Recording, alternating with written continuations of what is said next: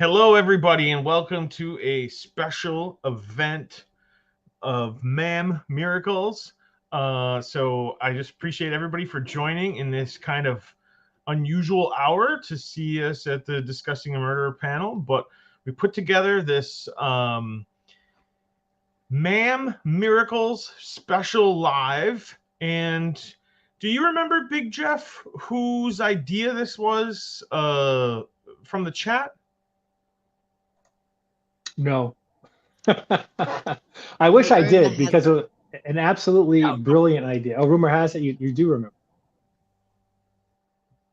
Rumor has it. Is that right, Kel? I thought it was. Yes. Yeah, I thought so. So rumor has it can't be here today, and so we just want to give a shout out to Rumor Has It and hope that they can catch up later and drop some comments, and maybe they can make the next one. And I say the next one because as we start looking at this list of MAM Miracles, guys, I don't know how many we're gonna get through, and there's quite a few of them, and it's gonna be kind of fun. So we never really did this without a structure before, so we're trying to think about how can we structure this. And one of the ways that we're thinking is to have the chat kind of sound off and tell us, is this a miracle, or is this maybe just a coincidence? Does it reach the level of MAM Miracle? And that way you guys can be involved there in the chat. And if you have any questions before we get started and check out these MAM Miracles? Anybody? Well, I guess why don't we welcome you guys first? What am I thinking? Welcome, Big Jeff. How are you doing? Nice to see you. Good evening.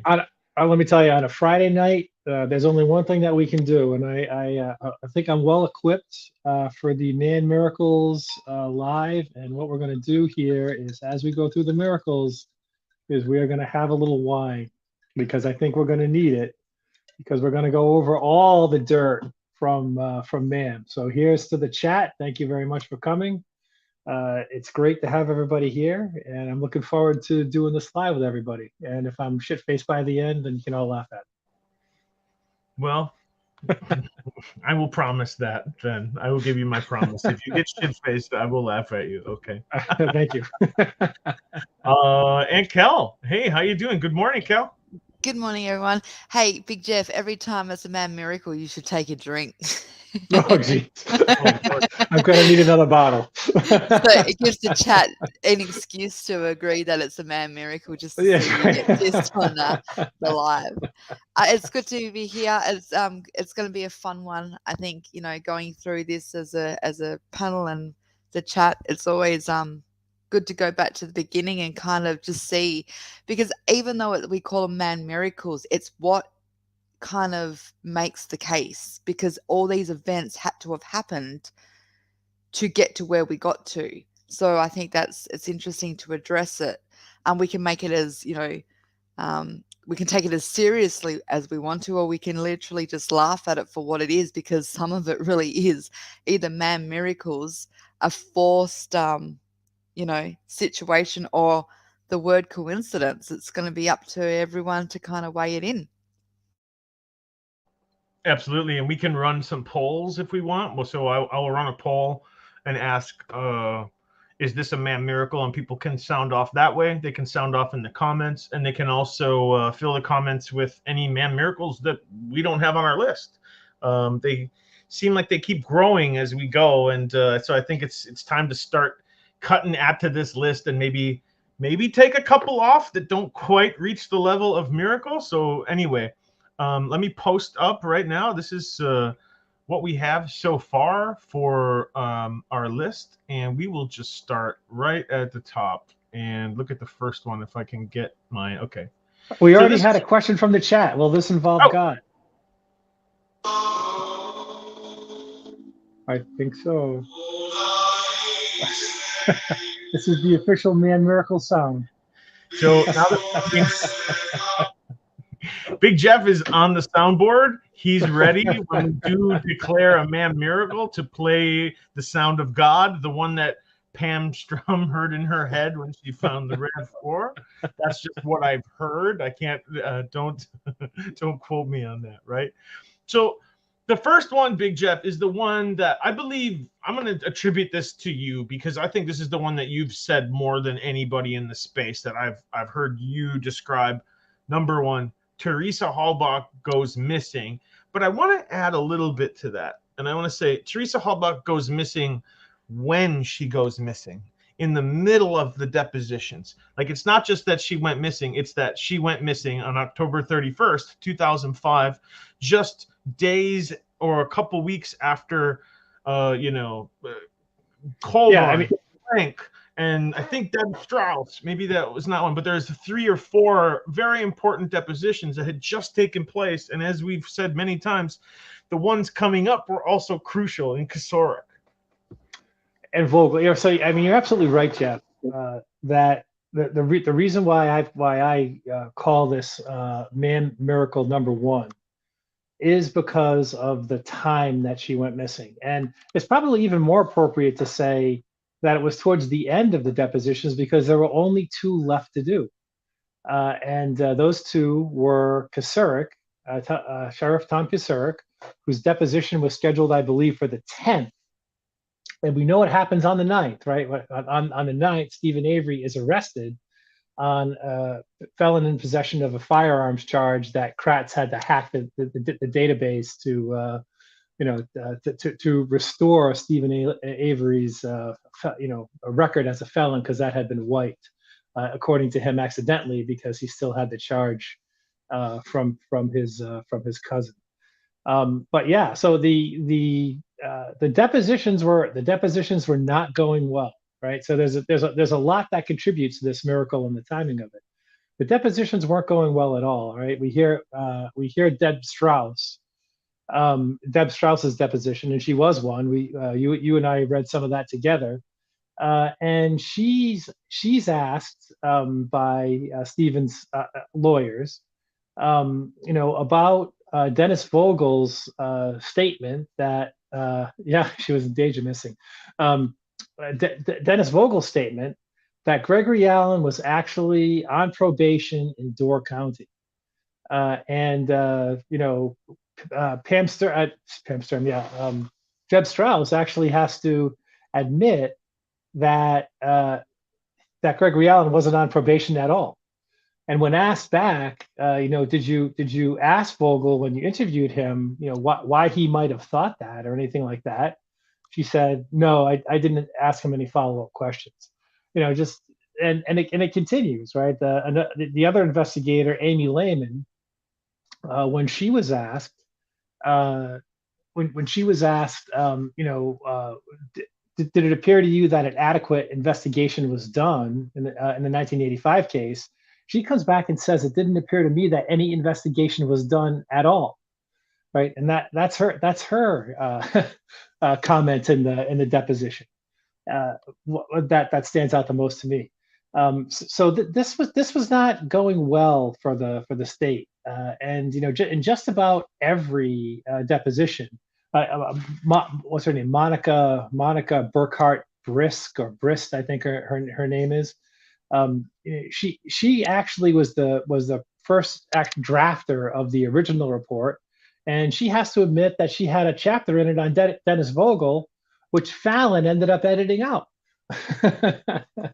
So this every time you turn around, there was just something new that would come up, and I guess Kelly, Walt Kelly, and Glenn.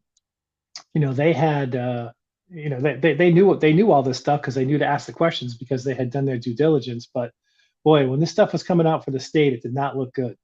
And the fact that Stephen, who let's not mince words here. Stephen was not a very nice person. He was not, I would not want him as my daughter's boyfriend.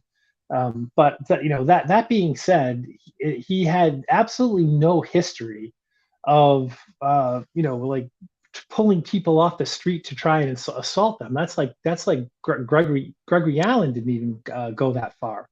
So he really didn't have any sort of history of rape. People will bring up Marie, and you can say what you want about his relationship with Marie Avery. He confessed to Jody that it was true, that the rumor was true.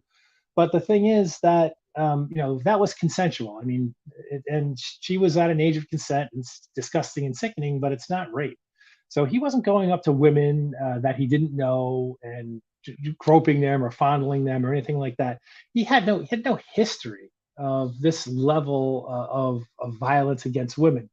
So the fact that this occurs on October 31st, just weeks before, to the point where he can get so in fact that the whole case goes away, is just, to me, extremely miraculous in its timing.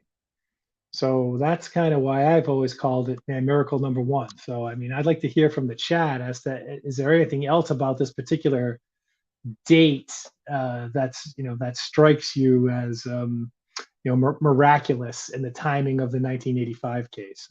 Probably a lot of stuff I missed, but I went over it pretty quickly. I love the way that you summed that side of it up. It's such an important timeline in terms of what creates a MAM miracle. I looked at it when I've always considered this, Teresa goes missing. I've always looked at it from another point of view, and this is, I think, the MAM miracle on itself. It kind of flows into what you're saying, Big Jeff, but I also look at it from this perspective. If Teresa, would her life had still ended that day if she didn't do the Avery salvage yard? If she chose not to take that on that day, would she be still alive? And if the answer is yes, she would be still alive, that means that there's a connection to the Avery salvage yard. Someone on it or around it is responsible for her death, or a part of that circle that could obviously flow back to the 1985 situation. If the answer is no, she was always going to pass away that day by the hands of someone that was going to do it, and she didn't go to the Avery salvage yard that day, that means that no one around that Avery salvage yard nor on it has anything to do with the murder, because her fate was already written in the hands of someone that took her life that day. So my MAM miracle from that perspective is, would of the day she went missing or the day she was allegedly murdered on the 31st, does that date mean that it's a MAM miracle because she had to go to the Avery salvage yard that day to be murdered? That's a really good point. That's how I've always viewed it. Why that day? Why that day? If we can work out, if you're confident in going, she still would have been murdered if she didn't take that appointment that day, then the answer is nobody on or around the Avery salvage yard had anything to do with it. If the answer is yes, her life the timeline had to go there, then we've got an issue with the people's around or involved. Yeah, I mean, doesn't it really break down by suspect then? If you think it's, if your favorite suspect is Ryan, I'm not accusing anybody here, obviously.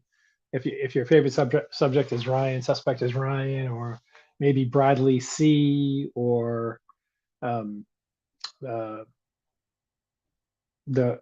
roommate, Bladorn, Scott Bladorn. He if it's those, you just never know. If it was somebody in her life, or was it did she happen to just run across a maniac, or was it something even more nefarious aimed at making Stephen Avery go away? Or I guess that's a similar level of nefariousness. But yep. Yeah, these are good questions. I want to take just this quick opportunity to just read the endangered missing flyer that was put out, because I don't want to set you guys off, but a couple of the details in here are quite interesting. Maybe I do want to set you off. Maybe I'm being coy.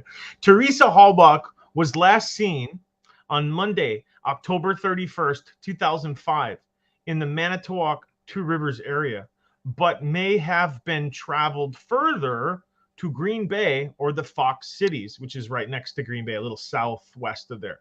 Been traveling. Okay, she was driving a 1999 dark green Toyota RAV4, license plate number SWH 582.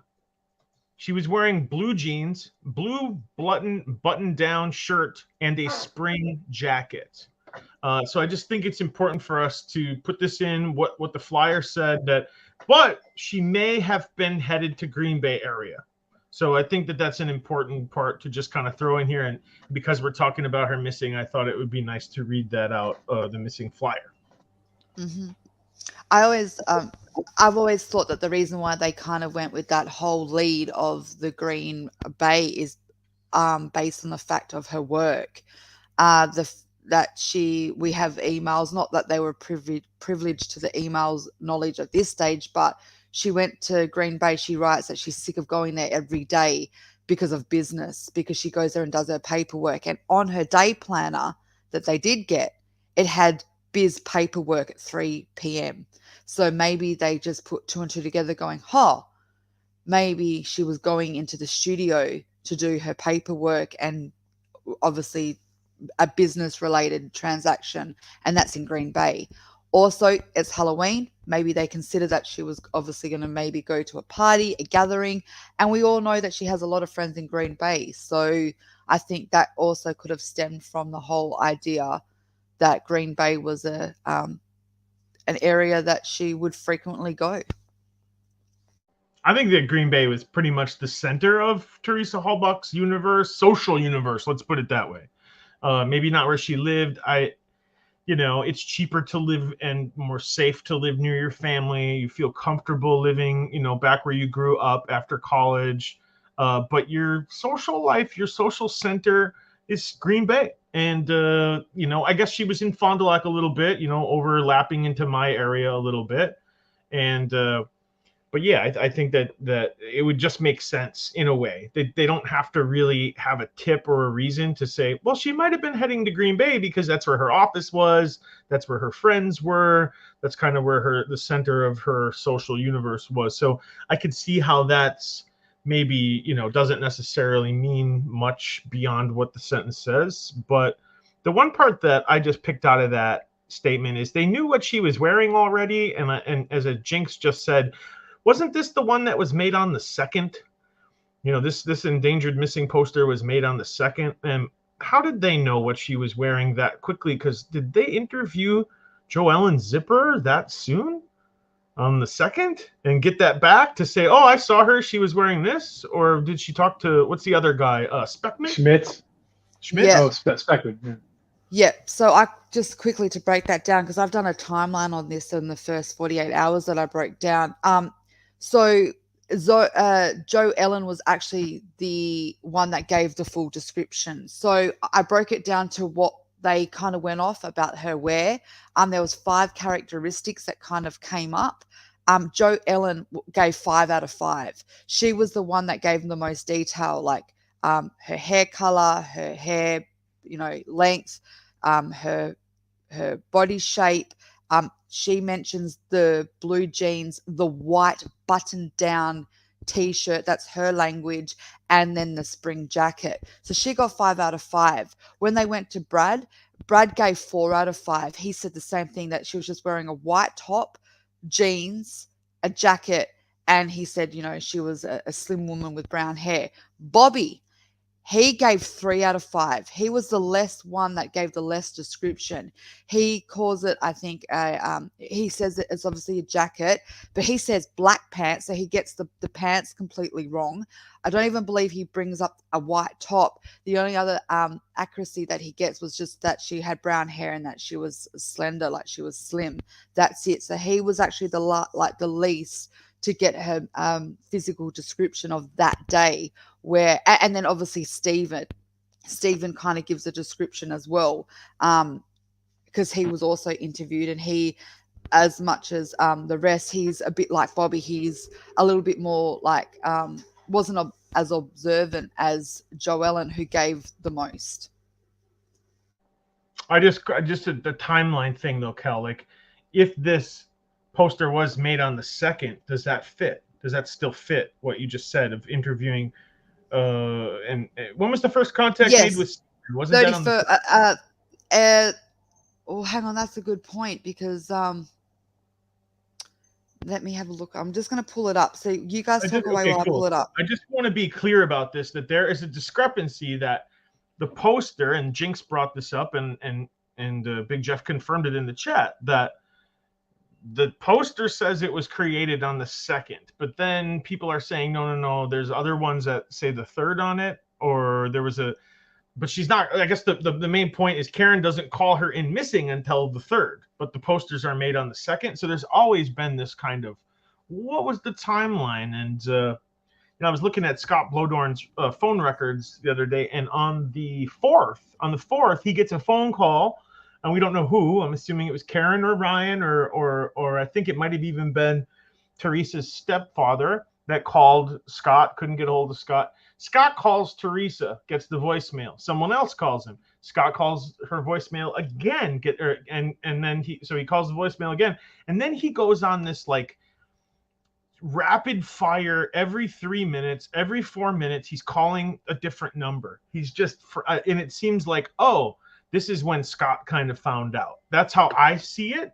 I don't know that that's true, but just looking at his phone records, he kind of has this, he tries her twice and doesn't get a hold of her, and then he starts calling around all of these different people, including Ryan. Ryan is one of those people that he calls. And so, we're trying to figure out this timeline. So thanks, Kel, for looking that up. I hope we can shed some light on that if we can. I agree that when you put it out there, the whole timeline. So we have this poster being created allegedly on the 2nd, and then obviously this description doesn't come in until the 3rd, because that's when the case gets opened up. But when we see that it was created on the 2nd, we don't know how much of that was created. Like, was it already printed on the 2nd, or did they open it up and just write endangered and missing and then Teresa, and then started doing the backfilling, but the description was still open until the 3rd? Because we know that, or I've always been under the awareness that the posters didn't allegedly go out till the evening of the 3rd and the 4th. So maybe it was created on the 2nd, but the detail was they were waiting for more information before they actually printed it out. So that's the timeline. You kind of go, what comes first, the chicken or the egg? Obviously, if they printed it out with this information, we have a problem, because who's claiming this is what she looked like on the 2nd? Yeah, exactly. Right. But like it doesn't mean that they didn't already open it up, and they would just, that description part wasn't written until the 3rd and then printed out. So, or the other one is that they started the poster, but maybe law enforcement said she's got to be missing, but she would have been missing more than 24 hours. And I think that that's kind of been debunked in the past, that you don't have to wait 24 hours if you know they didn't show up for work and they haven't been home in 2 days or in a day or whatever. So yeah, there's definitely some question. And I just wanted to read Brian's comment, and that says, Bobby gave the same description as Joe Allen as well as Schmitz, all of which ironically matched the missing persons poster. So is that a man miracle? Ironically, it's not too far off from miraculously. It's not, is it? So nice comment, Brian. Appreciate that one. We might have to add that onto the list. I had thought that that this poster was made on the 3rd, and the reason why it was dated the 2nd was that I thought they gave it some excuse about the template that was used. Yeah, I remember that, Big Jeff. I remember that too, but Jinx said she didn't remember that in the chat. So, but Karen halbach doesn't even really come to grips with the fact that she's missing until the 3rd, obviously, or that's what she calls the Calumet County Sheriff's Office. So, did it really take her until 3 o'clock the next day to get up enough courage to call? She called Scott in the morning. It doesn't make sense that this was done on the 2nd. I had thought it was something to do with the I for sure I recall it being dated the second, or file stamped or something on the second, but that would be awful fishy if it was really done on the second. I don't think they were actively thinking of her as a missing person at that time. I just, Scott was unconcerned. They said they often didn't cross paths. So yeah, so who was really worried? Well, Wasn't what it? time were Wasn't people it? interviewed? What It time was were Pierce. Pierce calls Pierce? Karen Halbach, right? Said she missed the business meeting. Isn't that That's how it right. happened? I believe so. And Yeah, then that's what on tipped the it off. third. And Yeah. And Pierce, by the way, is the one who said it was Teresa's last day at Auto Trader. Anthony Hills put that into the chat. but is there, other than Pierce, is there any other evidence? I never saw anything to say that, and no one I ever don't said believe that. that. I don't believe that being true, because how could it be her last day when on her day planner she was writing down for more job, like she had more appointments and jobs. She was going to go I believe the next Monday to do, what's the other Stephen's name? There was the other gentleman that called, Speckman? and Speckman, yeah. So she was still doing jobs for Speckman, the 2 vans or whatever it was, the trailer that he, and you can see she handwritten it on the day planner. So she was obviously still doing it, and in her day planner, it still looks like she's actively doing Auto Yeah, Trader. it can't possibly be true, right? No, Yeah. it only come from Tom Pierce. It's the only mouth it ever come from. And the only mouth that it came from that she had a stalker too, right? That was Tom Pierce. He was spinning quite a yarn, Mr. Pierce. That's correct. Yep. He was the one that he originally said that he wasn't sure who the stalker was, that he witnessed the phone ringing or alerting, and Teresa looked at it and was like, "Oh, them again," and he was like, didn't elaborate. She didn't elaborate on it, so it kind of went, and that he witnessed that. But yeah, he's the only one that kind of mentions that there was kind of any kind of stalkering behavior, but he says that she didn't go into it, he doesn't know who, and then years and years later he makes an affidavit with Kathleen Zellner's team, and it all of a sudden it morphs into it was Ryan Hilligus. He's sure it was Ryan Hilligus, but we have phone records and there doesn't look like there was any harassing calls. They made equal amount of calls to each other. Yeah, there was she called him a little more, right? Yeah, she called him. And so it's really hard to kind of work out where he got that from. The other thing that I used to think was, back then when your phone kind of goes off, did he, think that tone was a call versus messages? Was it excessive messages coming like bing, bing, bing, bing? And you've looked at your phone and you see their name without opening the message. You just see the name, who the message is from, and you're like, oh, I'm not reading that, versus I'm not answering that, because we don't have access to what the text messages were. Well, we have one caller that calls her a lot, and he's trying to get a hold of her, and that's Dan Morrow. And he's just looking for pictures, right? But if it's one of your regular customers and you're like, God, him again? Ugh. You know what I mean? Like, that's not necessarily nefarious. You're just annoyed by this guy that is hounding you for his pictures, that you're like, oh God, yeah, I'm going to get you your pictures, calm down. I mean, I'm just saying it's a non-nefarious excuse, right? Well, it's not just that. Like in everyone's description and summary of who Teresa Halbach was, she was a very professional woman, and I don't think her attitude would be, oh, not him again, when this was a business transaction situation. Like, he needed his photos. He was obviously in a business that a mix-up had happened. I don't see that she would think that was inconvenient, that he's ringing her to harass her about something that he needs for business related. It'd be different if he was ringing her because he wanted to take her out for dinner. He's ringing her because they have an actual situation that impacts his clients. So I don't think I just don't picture any kind of woman who's professional about her job and has like good ethics about, her clients, that would be thinking, oh, not him again, over an actual situation that needs to be rectified to, keep business.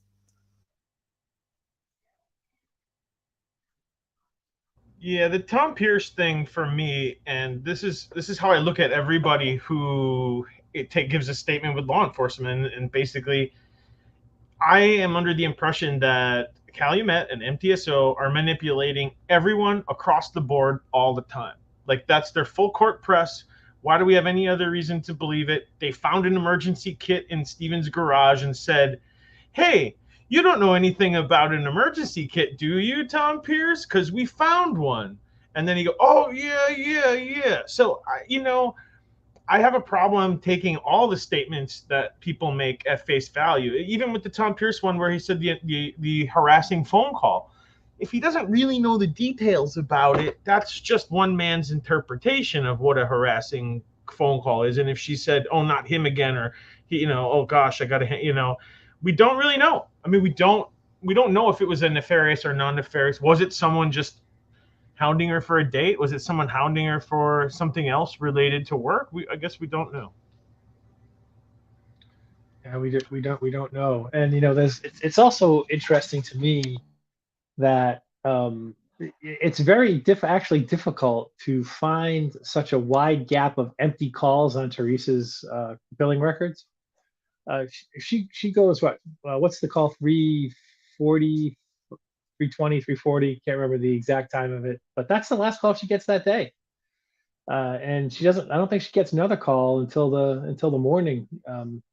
That's an extraordinarily long length of time for her not to get a call, especially on a Halloween holiday, when that's like, yeah. Okay, I'm from the area, and that is literally one of the biggest party weekends, days, for a young mid-20s person who likes to go out and drink and have a good time. I mean, everybody loves it. You get to dress up. It's kind of different. You meet new people. There's parties at bars that don't normally have parties, et cetera, et cetera, et cetera. So it's damn interesting and curious and curiouser that she wouldn't have a call on this holiday weekend, on the holiday or a Monday. I mean, I know that it's a Monday, it's not the weekend, and some people party on the weekend, so because it's a work day, I get that. But yeah, like you said, and then who is it that she gets? It's mostly like business calls on that phone, right? Just saying. Yeah. Well, she does make some personal calls on that. That's the call, the phone where she calls Ryan mostly, that I know of. I'd love to know if there's another phone. It's just hard for me to believe that that none of her friends call her on that day. Which And just leads also, us to the audio box, right? Which, I mean, it's not a far-fetched idea. Like, if you just found a cell phone and then you're like, "Oh, but her bill totally checks out. Here she is talking to her friends. Here she is doing business. Here she is talking to her friends," but we don't see that. So our brains go, "Why isn't she talking to her friends on her cell phone? Did she only use this for work? Come on, who's only using their phone for work unless they have a potential second phone?" And yeah, so I don't know, Jeff. Is it time for the music, the Hell's Bells? Well, I think we have to. So I mean, we should poll the panel first. My vote is the chat, the panel. I haven't heard Kel. 78%. 78% said yes, that is a MAM miracle. 21% said it isn't. Are we doing like 51% means it's a miracle, or are we trying to get a bigger majority, or what are we looking for? Because that sounds pretty convincing to me. 70. Yeah. I think if we get a closer one, we'll have to make a decision. But I think we're going to have to give it the chance. All right, here we go.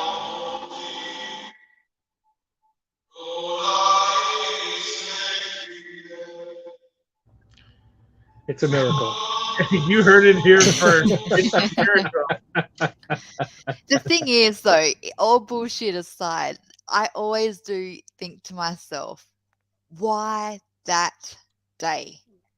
Whoever committed the crime, obviously they have their own motive, whether you believe it's because it's connected to Stephen Avery directly, and that is because someone framed him and always wanted to frame him and saw that opportunity, or whether it was because of a circumstance, like, your crimes of passion and she just happened to be in the wrong place at the wrong time and it just happened. But it's the fact that it happened on the 31st of October, on the day that Stephen Avery, or I'm going to say the Avery salvage yard, was one of, and I say one of, the last places she visits, because I have to respect that there is people that think that he wasn't actually the last place she went that day. People believe that, Zipper actually was the last one. But I think we're all in agreement that she left. I think she left. And yeah, it's just that it happened on that day. Why that day? That's what gets me going every time.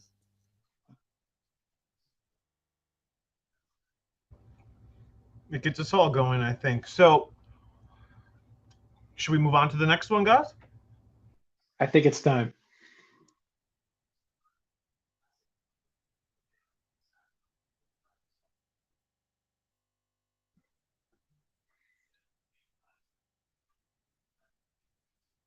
Kelly, why don't you pick the next one you want to do from the list?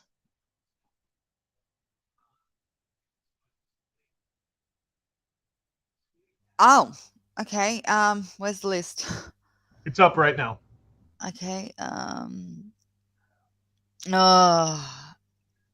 There's one I want to do, but Kath's clearly not up yet, so I'll wait. Because it gets her fired up. Let's do. Sorry, I'm just reading them. I didn't realize these were put together. Okay, let's do it. Pam of God discovers the Rav in 20 minutes. Let's do that one. Let's do that one. I'll throw the poll up. You get it started, Kel. You lead it off. Okay, so this one's a split one as well. So we all know the background. Pam of God, she arrives late to the search party. She gets there and she asks, has anyone searched the Avery salvage yard yet? Where everyone has said no, we didn't go there. Just a little disclaimer, which everyone probably already knows, but let's just add it in there that, was it David Beach? Teresa's cousin had been there the day before. So there had been someone that had addressed the Avery salvage yard that wasn't law enforcement. And they had come out and said, no, Stephen was cooperative. They felt nothing there. But anyway, Pam has this intervention to go and ask to search the Avery salvage yard. She enters the Avery salvage yard. Oh, my apology. Before she goes in there, it is alleged that in her trial that she asked Ryan, because she's going in there with her daughter and because there's no one else going with her and she wanted to feel safer, and because she left her camera behind, could she please borrow his camera? She asked to take the map, so they gave her a map. And lastly, he provided with her a phone number, a direct phone number to Pagel. So in she enters, and within, obviously we know how the story goes, the clouds open up, the sun shines down, and God leads her within 20 minutes straight to the Rav. Is that a good kind of summary? I do, yeah. do we have a photo of that event to show the chat? The sun coming down. So yeah, I think I saw some comments in the chat. It does make me think that perhaps we should have generalized a little bit, and the miracle itself is the Rav being discovered on the Avery salvage yard. Pam is just one of the associated miracles with the discovery, because there's a lot there. As I recall, there didn't Uyghur wasn't Uyghur in the vicinity of Ryan's search party on the morning of the 5th? So it was, I thought he went to the halbach to pick something up, which would have put him in the vicinity of that search party, even though he would never admit being there. I think you mentioned, Kel, Pam getting Pagel's phone number. She was the only one who got Pagel's phone number. She was the only one who got a camera from Ryan. Just just an unbelievable coincidence that she ends up being the one finding Colin Pagel. But there's also some other things associated with that were being discussed in the chat earlier, right? What a miracle it is that the flyover, there was a flyover of the Avery salvo it wasn't just the Averys, right? But they were up there for 4 hours, right, on the 4th, doing this flyover, taking videos, and miraculously in 4 hours, when we know that Stephen Avery is being talked about, we know this from Deb Strauss, right? She calls her name's coming up. Stephen's name is coming up in association with this crime. That's why Deb Strauss calls Kelly Ben on the 4th.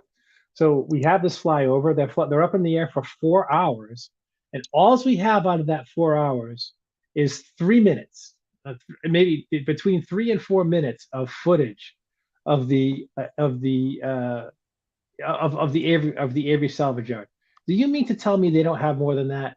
And oh, by the way, I think we've recently found out, within, I think even the last 6 months, maybe a little bit longer, that there was another copy of the flyover video on a different media, and we learned that from an email that was found in Discovery of the new media of the RAV video. So did we ever get that working or something like that? I don't know the full circumstance. It was Jack 61 that was telling me about it. I wish that he was here now to elaborate on it a little bit further. But isn't that in and of itself an associated miracle that they're up for hours on the 4th? We know they're thinking Avery. Don't try and tell me that 3 minutes is all they got of the Avery salvage yard. That's just not believable. Period. On the 4th, on the 5th, they were all over the place. You could see the vehicle tarped. It's not believable. Period. That they don't have more than that, and that we haven't seen it. Well, I've been running Mystic, polls. I'm sorry. Go ahead, Big Jeff. I just wanted to address Mystic Jinx's question. The person who made these slides asked to remain anonymous. So I'm not saying it's not me, but it could be. They asked to remain anonymous. I was surprised. I said, "Oh, I'll give you credit." They said, "No, please don't. Just use them if you want to." So, well, we appreciate whoever it is out there, and thank you for giving us these images that are really going along well with the story. And I was just going to say, I've been doing polls on here for a while, and it's pretty hard to get 100%. And the last time I looked, we got 27 votes already on the Pam of God in 20 minutes, and it's 100% yes. I mean, that's hard to get 100% on anything, Big Jeff, these days, right? You always have somebody in the dissenting opinion, right? Yeah, so, yeah. That's pretty gosh darn good at 28 votes. Vote now, 29 votes. Keep it going. Can I just ask though, the thing with the Pam of God, listen, I think it's a MAM miracle, but define what we mean when we think it's a MAM miracle in terms of the overall of it. Like, are we voting because it's just a MAM miracle that she found it? It's just the fact that she found it on the 5th when she was searching in 20 minutes. Or should we view it like as she found it because it's a MAM miracle? Because there's so much to break down from that. For example, if you believe that it's a MAM miracle for me, it's a two-part thing, because if you believe it's a MAM miracle, it means that, she walked in and she found it within 20 minutes with no knowledge. It's a MAM miracle. Like, woohoo, like, wow, that is so, or is it a coincidence? But then you have to think of it like this. If she walked in knowing that it was there and she used the excuse God sent her there, the 20 minutes, she just got to the point, that whole phone call was a setup. That means you can't have it the other way with Tom Skowinski either, because then he didn't see it get pushed there. Well, he could have, in a sense. He could have, seen it get pushed out. He's just misidentified who. But you know what I mean? Like, it's, do we believe that she actually found it knowing that it was there, or do people think that she found it as a MAM miracle in a sense? So was it a guided miracle or pure miracle? That's kind of what I'm hearing. My opinion, well, I mean, I think that Stephen was set up in a big way. I think a lot of us do. And I think this whole thing with Pam of God was a setup either one way or another. That they needed her, they wanted her, you know, she was, you know, sort of a believable person for to have find it, but just the circumstances under which she found it are just so damn shady that the setup is oozing through, right? So in order to believe that it's true, you have to believe some of these miraculous coincidences about, you know, she's the only one getting the phone number, she's the only one that Ryan hands a camera to and a map, and somehow she pulls the Avery salvage out of her ass, even though the cousin had already been there. So it's just, to me, it's the stacking up of these major coincidences that you know, that allow the setup to ooze through. That I call them miracles in quotation, just low probability events that keep on seem to stack together endlessly in this case. That's kind of where I come from the miracles perspective.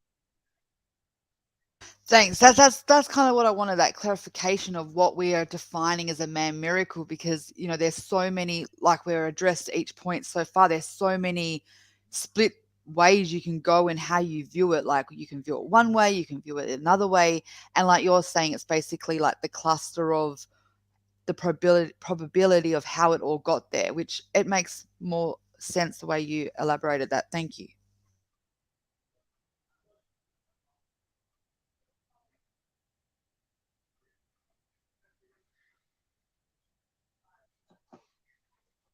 Darn it, you guys caught me. I was making coffee in the other room. I was hoping you were going to talk for another 30 seconds at least. Come on. You got to be telepathic like Pam of God, man. You got to know what I'm thinking. Oh, yeah. God sent me there. Oh, yeah. I love Mystic Jinx's comments that she wasn't wearing that gigantic cross in pre-trial. Oh, that's funny. So I got one more picture I'm going to throw up of Pam of God, just because I feel like I would be derelict in my duties not to share this one. So just give me a second. Most of the pictures were of Pam. Oh my God. Get your music ready, Jeff. I think we're going to need this on. We're going to need to do this at the simultaneously. You're going to have to start playing your music when I post this. So let me know when you are ready.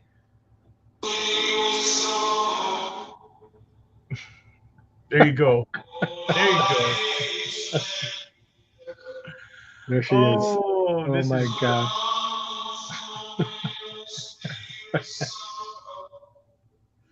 Oh my God, help me. It's just too good. I don't know if I need to take a pilgrimage to see the Pam of God statue. All right. Amen. Thank you, Mystic Jinx. So let's take a look over at the poll. And we did get a dissenting vote or two. I think that's one. We have 34 votes and a 97% agreement that this indeed was a MAM miracle. That, let me read it clearly. Pam of God finds the RAV4 in 20 minutes. MAM miracle, yes or no? 97% says yes. So I believe that qualifies for a MAM miracle. And as Mystic Jinx said, amen. Or a woman, I guess she says. A woman. Very funny.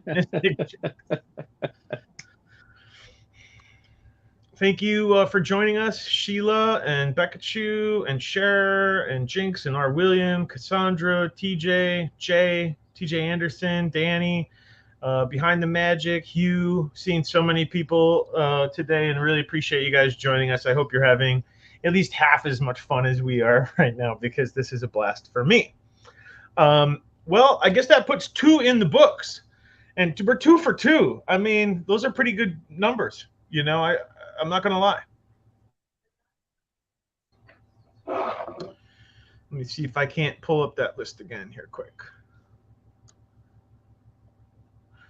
So is it back to Big Jeff's turn to pick one? Do you want to pick one, Jeff? I'll pick the next one if you want, but you can pick one if you want. I'll pick one. Yeah, I haven't done that yet. I'll pick one. All right. I'll probably just do number 2 because that's how my brain works. Let me see. What do we got here? Well, I'm going to leave number 4 for you maybe. Because I think number 4 is kind of right up your alley. Yeah, I think it goes along with Brendan's coerced confession. I think. Why don't we just do that now? Why don't we just do number 4 right now? Property. Well, it goes with 2, right?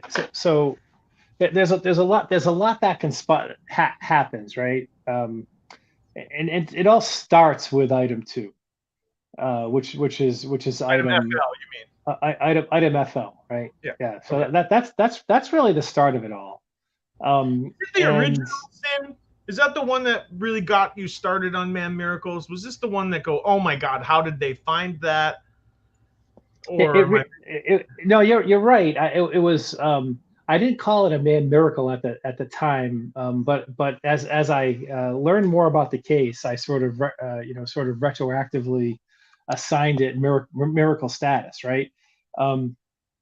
Even you can see in MAM that prior to March, prior to Brendan's confession, even people in Manitowoc did not believe that Avery was guilty of this crime. People were sure because of the publicity that the cops were setting him up.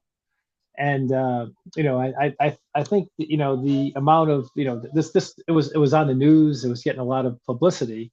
That people go around and they show some of those clips and MAM say, I don't know, it seems like the cops are setting him up. It's just not believable that that he would do this at this time, and it really is believable that the corruption that the local people are well aware of in the sheriff's department is somehow conspiring to make this all happen.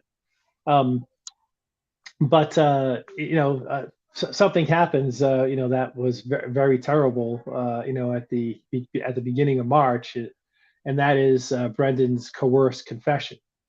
And Brendan's coerced confession leads them. Of course, we find that they managed to, in the 50 times they get him to tell 50 different stories. One of the things that they pull out was that they that she was shot in the garage, right? Of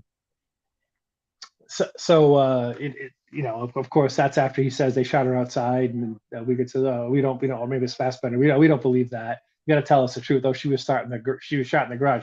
Oh, that's much more believable. So they immediately pull a search warrant, and the next day they're out searching in the garage. And this is after extensive searches in November of the garage. They're signing and sign out sheets. There were multiple officers in that garage for 4 hours at a time. They're looking for things like bullet casings, obviously, because they put they found several bullet casings in the garage. We hear Rolly Johnson testify in the trial, a very powerful testimony that we just saw, I think, on our most recent episode of discussing, that he shot 3,000 rounds easy. He said he went through several bricks of bullets. So you expect to find shell casings everywhere, and they found some of them in the garage. So don't tell me they weren't looking for things that would cause somebody's death, like bullets or bullet casings. They certainly were. And lo and behold, they have this search warrant. What do they find? Directly under an air compressor, right out in the open, they find this bullet fragment that ends up having Teresa halbach's DNA on it. And the thing is, after Brendan's confession and after the March 1st press conference, public opinion completely turns on Avery. If you're a listener of the jail calls, for example, you can even hear one of his calls with Rolly Johnson, who he called a couple of times, who's the owner of that trailer that he lived in. And prior to Brendan's confession, there were very, very cordial calls. And after the confession, the first call, and there might not be another one after that first one that he has with Rolly after the confession. Rolly is very, standoffish, and you can tell he thinks that there's something wrong. So the March 1st press conference had its toll, and there was a lot of fallout from that March 1st press conference. And, of course, in addition to the bullet fragment, there's also the the hood latch swab as well, which should be lumped in. But this was a very strategic play by Ken Kratz, because scheduled for, I think it was the week of the 15th. The confession, the first, the press conference March 2nd, and it's either the week after that, and there was something that delayed the hearing. Stephen might have actually had a surgical procedure, but it was there was a property bond, right? So if you listen to the jail calls, you can also hear Stephen talking to his mother about the Averys attempting to make Stephen's bail. And they obviously can't. They're a poor family, and what they really have is the business and the land that it's on, which happens to belong to Dolores Avery for the most part. During the discussions, that what they're trying to do in the jail calls leading up to March is they're trying desperately to get a property bond to make Stephen's bail. And interestingly, one thing that Stephen talks with Dolores about, within a week of Brendan's confession, is there's a woman who gets released on the exact same type of property bond that Stephen is trying to make, who's also in jail for being a murder suspect. And Stephen talks to Dolores about talks to Dolores about his conversations with Dean Strang, and does he think that the judge, he being Dean Strang, think that the judge is going to accept it? And Stephen says, well, he doesn't see why he wouldn't. So it's looking very good for Stephen. Of course, Kratz has given the Averys a hard time, and they're saying it's all polluted and stuff, and they have to go get the soil sample because the Kratz is trying to put it forward as a toxic burial ground, of hazardous waste, and it'll be the state would have to clean up the mess. It's really not worth $500,000, and just fighting it tooth and nail. He did not want Stephen out of prison because he would have been able to mount a much more serious defense had he been out of prison and been able to do his own research and whatnot. Have the press there. Look what they did to my trailer. They didn't find a damn thing. But lo and behold, they find FL, and they have the March 2nd press conference, and at the same hearing, hearing just prior to the hearing where the judge is going to hear the property bond argument, Kratz gets 3 more charges added because of Brendan's confession, right? And those 3 charges are the same 3 charges that were eventually dropped. I'm not going to remember all of them. One of them was rape. I don't think Stephen was charged with rape. Abduction, maybe. I don't remember the 3, but they were all 3 added, and because of Brendan's confession, the judge was like, oh, he's way too dangerous. They said they denied the bond, and said a bond wouldn't be acceptable, period, even though it had been acceptable in other cases. And they upped the bond to $750,000 from $500,000, and the property wasn't worth that much anyway, so they weren't gonna, they weren't going to get it. So really, it's really a set of dominoes that falls from Brendan's confession that leads us to the denial of the property bond as being one of the boxes that the state needs to check. And it's sort of deep in the background, and you don't hear a lot about it. But the actual hearing for the property bond was getting pretty close.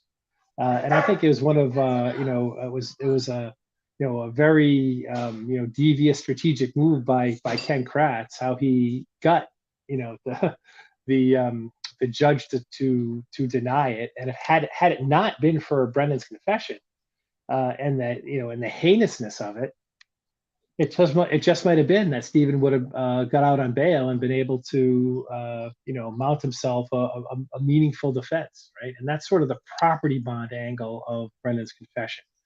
But the sort of the miracle there that kicks it all off is Brendan's confession and the miraculous discovery of two pieces of evidence, including item FL and the hood latch and the hood latch swab. So that's the property bond story. So there you go. And of course, for me, item FL is just so obviously planted. It's incomprehensible that they would miss it where it was on in the November searches. It was right out in the open under the air compressor. We have pictures of the we have pictures of them in the November timeframe. There's one where there's a flashlight on the ground shining right under the air compressor, and it's not there. It was found after the jackhammering of the concrete to search for blood, which of course they didn't find. In between the cracks of the concrete, there was no cement dust on top of item FL where it ought to have been after that jackhammering. James Link was there delivering sandwiches to the boys, and he tried not to sign in, but some, judicious law enforcement, person. Oh, hey, Lieutenant Link, I'll sign you in. Here you go, buddy. Thanks for the sandwiches. And he was trying to avoid. He was perhaps trying to avoid being identified as being at the scene. So yeah, we go on and on about FL, right? It's the only piece of evidence that actually has Teresa's DNA on it that links Stephen Avery to the crime, or that links Teresa Halbach to being in the garage. We can go on here for a long time. Sherry Culhane, uses all of the DNA on the bullet, so that can't be retested. Fassbender had told Culhane to put her in the garage or the trailer, and she does, right? There's no way to confirm. She breaks the protocol. She ends up contaminating the DNA sample with her own DNA. Her book says you're supposed to do it over, right? She can't do it over because she used all the DNA in the first washing. He has to file a deviation. The only one she's ever filed, right? Of course, they, if it's so obvious, they don't go back and update the lab book to tell you to do something different either. So, but that's we spent a long time discussing on item FL, and I bet the doc wishes he was here to have his chance at the say, because there's just so much fishy with item FL. And you're exactly right that when I saw item FL was one of the first things that I said this is just such a crock, that it was it really tipped the scales for me when I was sort of looking at this case and was on an even keel. It's like, maybe not, and it's one of the first pieces of evidence that you see that's like, oh my God, right? The key is there, but item FL really cements the frame in my mind. Well, I always wondered, Jeff, and maybe you could clear this up for me. What kind of sandwiches do you think Link was delivering? Because I'm pretty sure it was bologna. Yeah, I think so. Bologna and cheese, stinky cheese. Yeah, Limburger cheese, right? Yeah, exactly. No blood. Anthony Hill says no blood on the bullet, and it didn't go through her head. Well, it depends when you ask the state that question. It's very important when that's because they kind of want to, in the court, kind of want to say that maybe it did go through something, but then in the appeal, no, it didn't. Did I get that right, guys? Yeah, you got that 100% right. And the thing is that Kathleen Zellner makes a point to say that it's important that the jury hears the correct evidence, and she believes that the testimony of the state's expert is evidence, right? It's the evidence of testimony that the jury hears, and she cites in her brief the fact that the state's expert, even if it was in a moment of frustration, he said it got her DNA on it when it went through her skull, right? That's what the expert said, and I'm sure that was very much a mic drop moment for the jury. when they heard that from the state's expert, right? And even though Ken Kratz says, well, I never said it went through her skull, that's too bad. Your state's expert said that it did, right? So you elicited that testimony. He was there as your mouthpiece, your expert, and he gave that testimony. He can't unsay it. It had its impact on the jury. Kathleen is saying, okay, well, your state's expert said that it had its impact, and it's provably wrong. Right, so that was Kathleen's that was Kathleen's point, and of course the Wisconsin Court of Appeals saw it differently, and I'm not sure whether they saw it as unless Ken Kratz said it, it didn't get said, or it didn't matter what the expert said, it wouldn't have made a difference. They do that a lot, the Court of Appeals. They say, oh, it wouldn't have made a difference, right? And they very rarely, the Court of Appeals, think about things in aggregate, right? This is death by 1,000 cuts in this case, right? There's if you consider this one thing, it wouldn't have made a difference, right? But if you consider this one thing and the 9,900 other things, then all of a sudden you start to build up reasonable doubt in the jury's mind. And I don't believe the Court of Appeals considers these things in aggregate. And we heard Kathleen Zellner say in the last episode of discussing something about you'll be you'll be dead before you actually get anything with a federal appeal.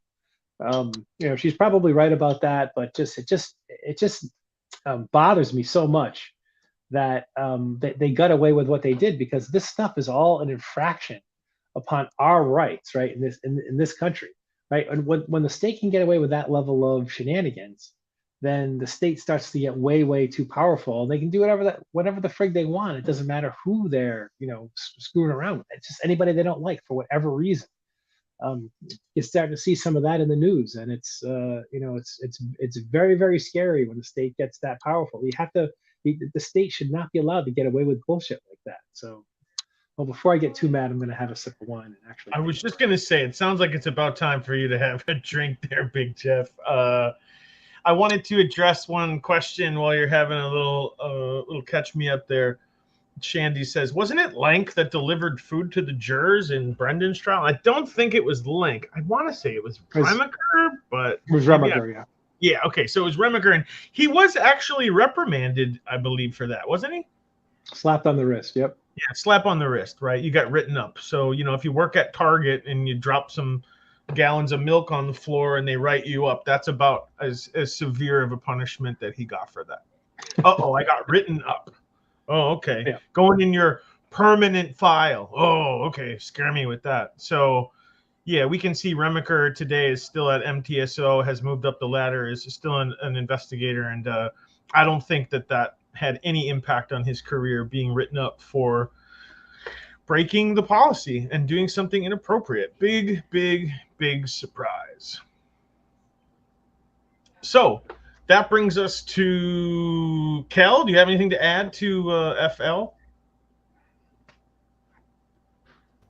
No, actually, it kind of all got covered. So I was just going to say, which Big Jeff definitely touched on, and that was the you've got all those separate incidences, which turns it into just one. And I think more so the whole MAM miracle that, Fassbender put her in the garage or the trailer, and up into that point, there was no discovery of that, Teresa being there until that moment. MAM miracle, or is that a deliberate act? Good question. I don't have an answer for that, unfortunately. Hugh writes, my MAM miracle is Sheriff Peterson being out of town for radiological response drill when all this was kicking off. Kind of like Santa taking his annual holiday over Christmas. That's a good one. That's awesome. That's awesome. That's what we're trying to have. To kind of have a light conversation here. We're trying to, I know it's a really serious topic, and we're not making light of the case or anything that happened in it, but we are just people, and we have to keep it going, and humor is something that keeps us going. So I don't think that it's a bad place here to make jokes about it. I really don't. I don't think that we're being, off color to find some humor in this. So with I think that, we're pointing out the ridiculousness of the states, and it's just ridiculous to believe that some of these things actually happen the way the state articulated they happen. wow, they're just coming at us with all sorts of them. Anthony Hill says 2 tooth fragments found were belong to the same tooth. Oh, okay. I mean, that's kind of hard to pull off. Yeah. That is a good one. That's a good. So, do we need a sound effect, Big Jeff, to move on? But what was the vote? What was the vote? 81% says yes. Item FL found on March 2nd, months after the property had been returned to the Avery family or whatever, returned to the owner. 82%. So I believe that qualifies for a woman. A woman.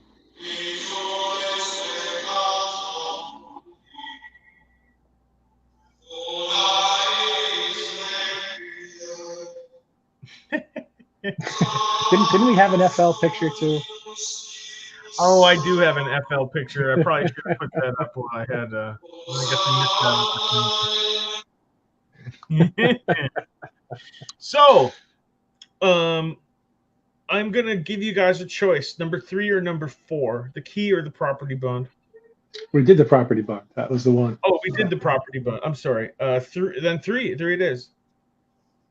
The key. The key. 712.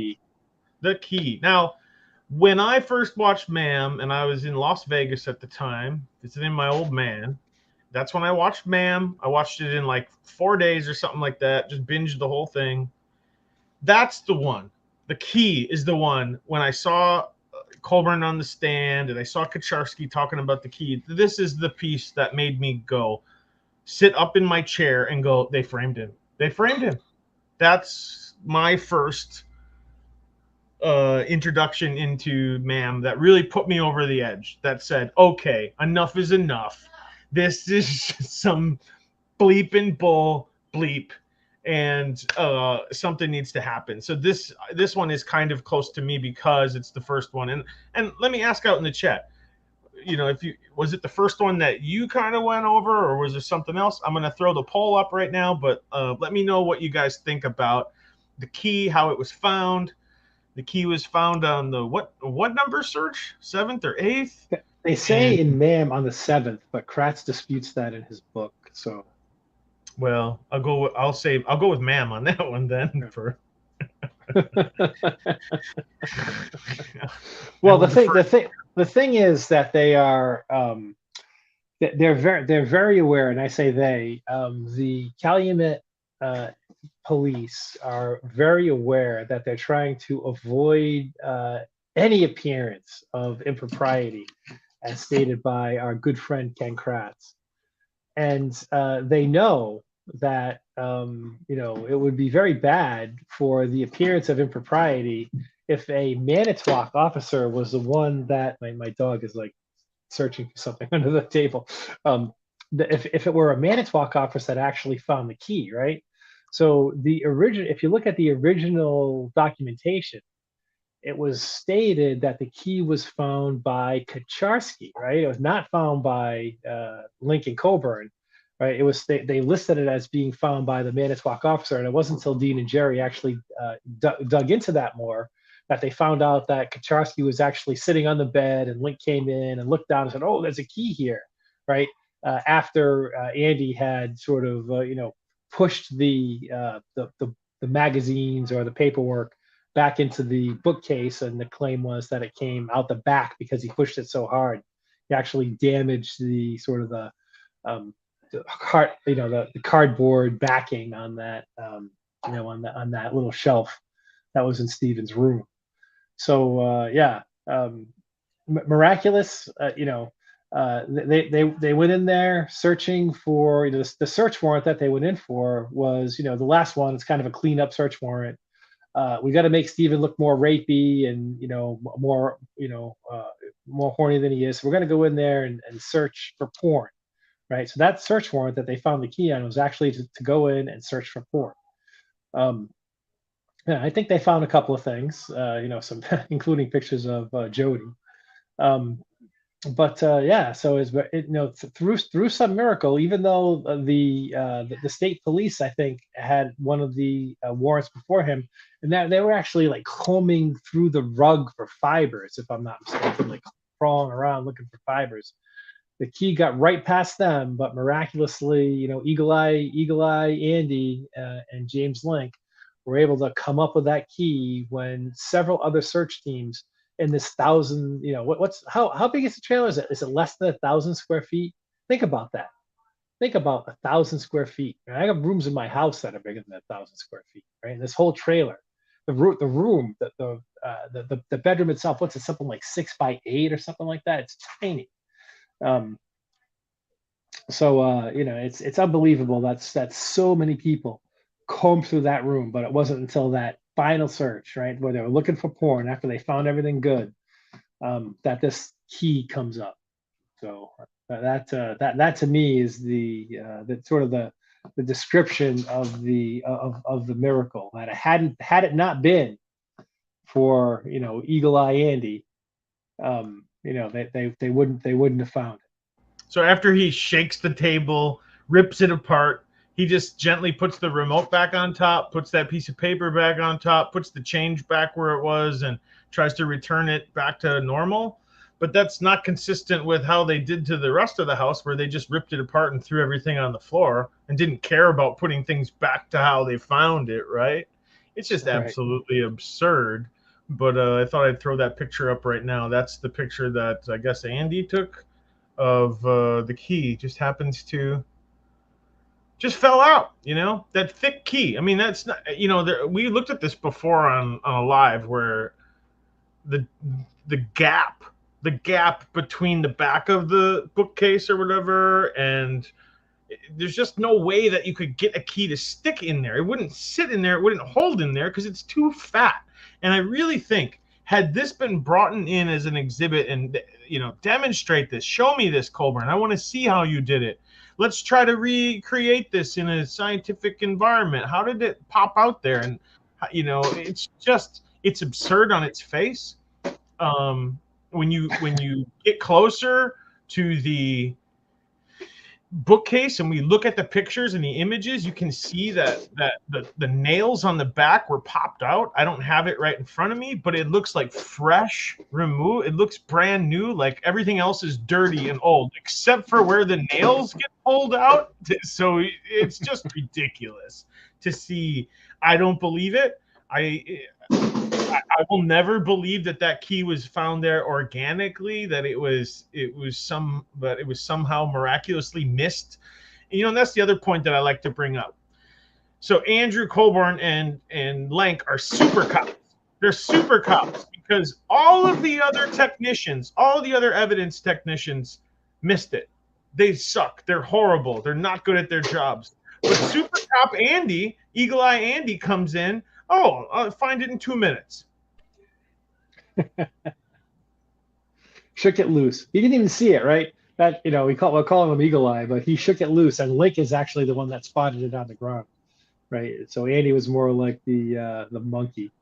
Absolutely. Hey, yeah, exactly, yeah. Jeff. Yes. Rumor has it. Thank you for joining. I wanted to say thank you, Rumor has it, for pushing us into this idea. It was the impetus came from you, and so we're really thrilled to have you here. I thought you weren't going to make it. I'm glad you could. So appreciate you being here, Rumor has it. So if you want to go down the road, I'm the evidence of the key was so damning, right? Even Kratz had to try and deflect it in the in his closing statement by making a statement along the lines of, even if you believe the key was planted, there was only one person who could have done all this. But we should go down that road a little bit and say, okay, even Kratz couldn't deflect the key. Where did they get it? Where did it come from? Was it in the lab? I mean, Where I think did it was they in get? the RAV. I do. I think it was in the RAV, but that's just my opinion, and I don't have any. Obviously, there's no in situ pictures to back or deny it. You know, that's the other thing. They can't disprove my claim because they didn't take any in situ pictures. So that's where we sit at a stalemate, right? Yep, that's right. So you have to ask yourself where they. So it's isn't it just simple that whoever planted the key planted the car? I mean, it's not. I mean, it's logic. That is some clear. That's I could see a straight line. Let's put it that way. I could see a straight line between those two things. Does it have to happen that way? No, it doesn't No, have to doesn't happen have that to. way. But could it and likely happen? Yeah. You know, who smelt it, dealt it. Who found it, who dropped it? You know. And let's face facts here as well, right? Steven, with all the equipment they had on the Avery salvage yard, if it was him, he did not need a key to move that car around. They had plenty of stuff that was capable of moving vehicles. And he doesn't bring anything else. He doesn't bring anything else of hers into the house. He doesn't bring an article of clothing. He doesn't bring anything else, a pen, anything that's related to her. Doesn't have any items that belong to Teresa. Just the key that he doesn't need. And if you're trying to get rid of it, why would you keep it? You wouldn't. You wouldn't. Yeah. Because you know the cops are going to come because they've been searching and you know that they've set you up before. So even if he, in that realm, if you're thinking he did it, then why the HA double hockey sticks would you keep this key around? You wouldn't. And it's just so obviously planted. And this is, I think for me, this is my top miracle because this is the one that first really drew me into the case where I said, I got to call bullshit on this. Yeah. So that's, for me, that's maybe... Yours was another one, Jeff. I think the number one, Teresa halbach, goes missing, or FL maybe. But this one for me, the key is the key almost, right? The key is the key. Most people believe that. Yeah, I know I've said it before on other podcasts. The key and Item FL were my two bold moments when I kind of got into the case of MAM Miracles. I was like, hang on a minute. The key in itself, you guys addressed it already. There's such a big conversation around it because you can, again, my mind, I stem off to all these other areas that like the totality of what it means, why the key. You guys kind of just address it a little bit there. He didn't have anything else. It was just a key he didn't need. So it just screams planting. For me, that's why I think the position of where the blood was found in the RAV by the ignition is a story. A lot of people can't say that, it's odd places. It's out of the ordinary where there's, blood isn't on the steering wheel and such, and why does it have to be at the ignition? And I think that's why I always go back to the pattern. If someone's trying to tell you a story, so follow the story. And that is the connection. They wanted that key to be found to make that link. And that's why I always think to myself, they use a key to symbolize a connection. So that's why I always distance myself and I get torn between who planted it and why. If the killer planted it, why drop her key when you have the availability to plant her to Stephen, more of her to Stephen? You have access to her belongings. You have, if you were responsible for her death and you had her body, you had fluids, you had all these other things, but you chose a key to make that connection as the killer versus someone who didn't have access to it, who came across the key and saw an opportunity. And the key comes first. So, well, the blood allegedly comes first, but the key is a part of it. So, yeah, I have nothing really to add. You guys covered it. Besides all that, I just find that the keys, it's a MAM miracle that it was found. And out of all places, like, you have all these keys. Here's another thing we can address. Stephen that key was not the only key that was found in the trailer. There was many sets of keys. There was even a key that was like a foreign key that started like an older or a newer kind of vehicle that was singular. It didn't have anything attached to it. I think they even took a photograph of that. And yet Andy Colburn sees this key and he makes the remark going, I just knew that that was significant. I just knew that this key was the key. What about all the other keys that you found?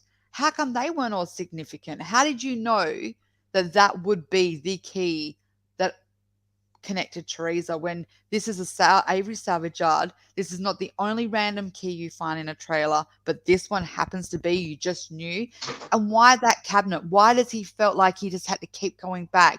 Was it a man miracle? Did God give him an instinct that, you know, that cabinet was like the cabinet of Narnia, that you have to go through it to find the gods at the end of, you know, the light? But you know what I mean? Like, there is so many areas that, you know, Stephen, here's another thing, and this is no disrespect to Stephen, but this is a fact. Stephen was institutionalized for 18 years.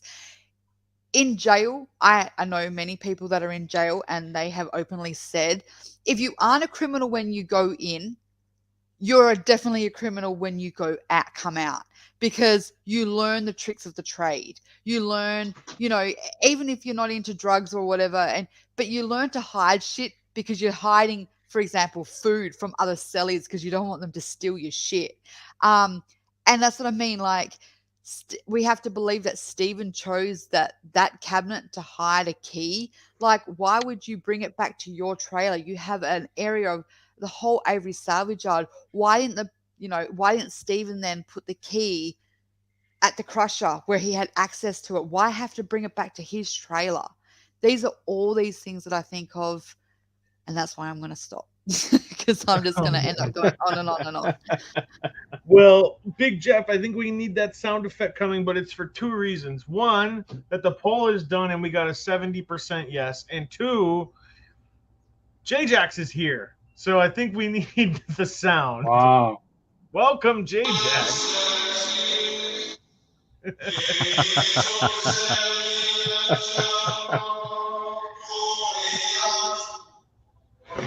There we go. I thought we'd get a.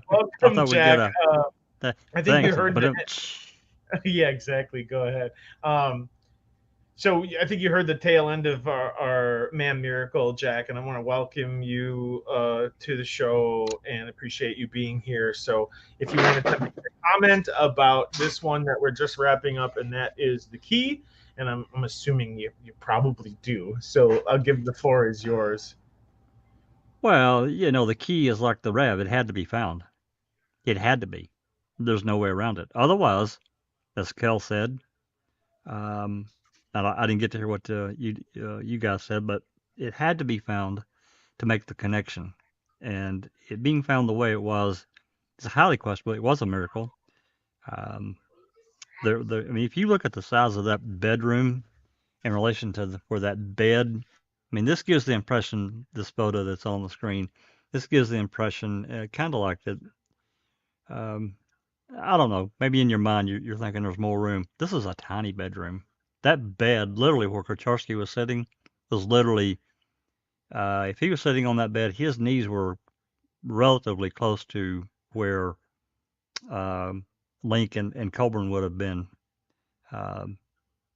And, you know, going back to the sheer fact of how the description of how this key was found, if you take it apart, everything got removed out of this little record cabinet.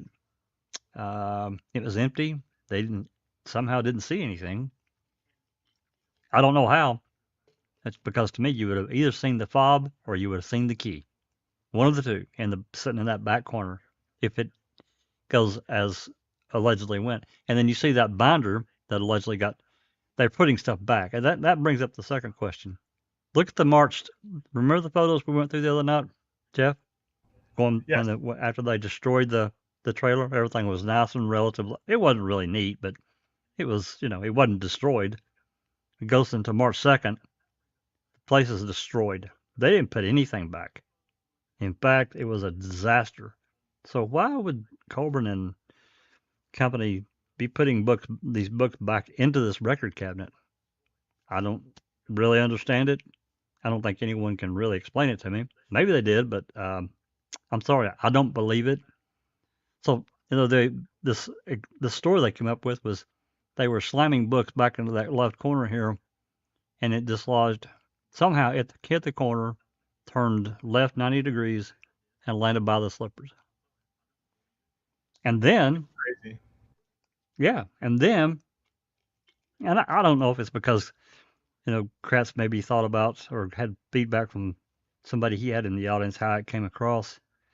And he decided that, in his closing that he would say, look, can't we just set this key aside? What difference does it make, Well, I just thought of something, and maybe this answers your question, Cal and Jack, and that is, it does say Toyota on it. So, I mean, instead of, earlier there we were saying, how would you know that this is a significant key? There were other keys found, right? And Many others.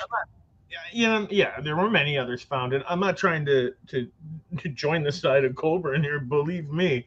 But if it did say Toyota, it does have that emblem on it. I mean, that could be enough to say, hey, this might be her key. It's a Toyota. We're looking for a Toyota. Or the RAV is a Toyota, et cetera, et cetera. So, not to play too hard on devil's advocate there, but I also think that that's a stretch for me, because how many Toyotas exist, right? Toyota is a huge company, right? One of the biggest manufacturers in the world. So, Yep. Yeah. Anyway.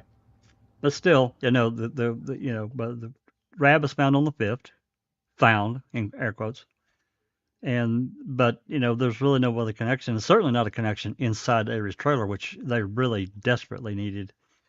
And I have to consider the fact of everything that MTSO did, and in connection with Calumet County, the evening of the 8th, that was it for Manitowoc. There is no more reports after the 8th in the summary report. They're done. It's not to say that they weren't involved, because they were.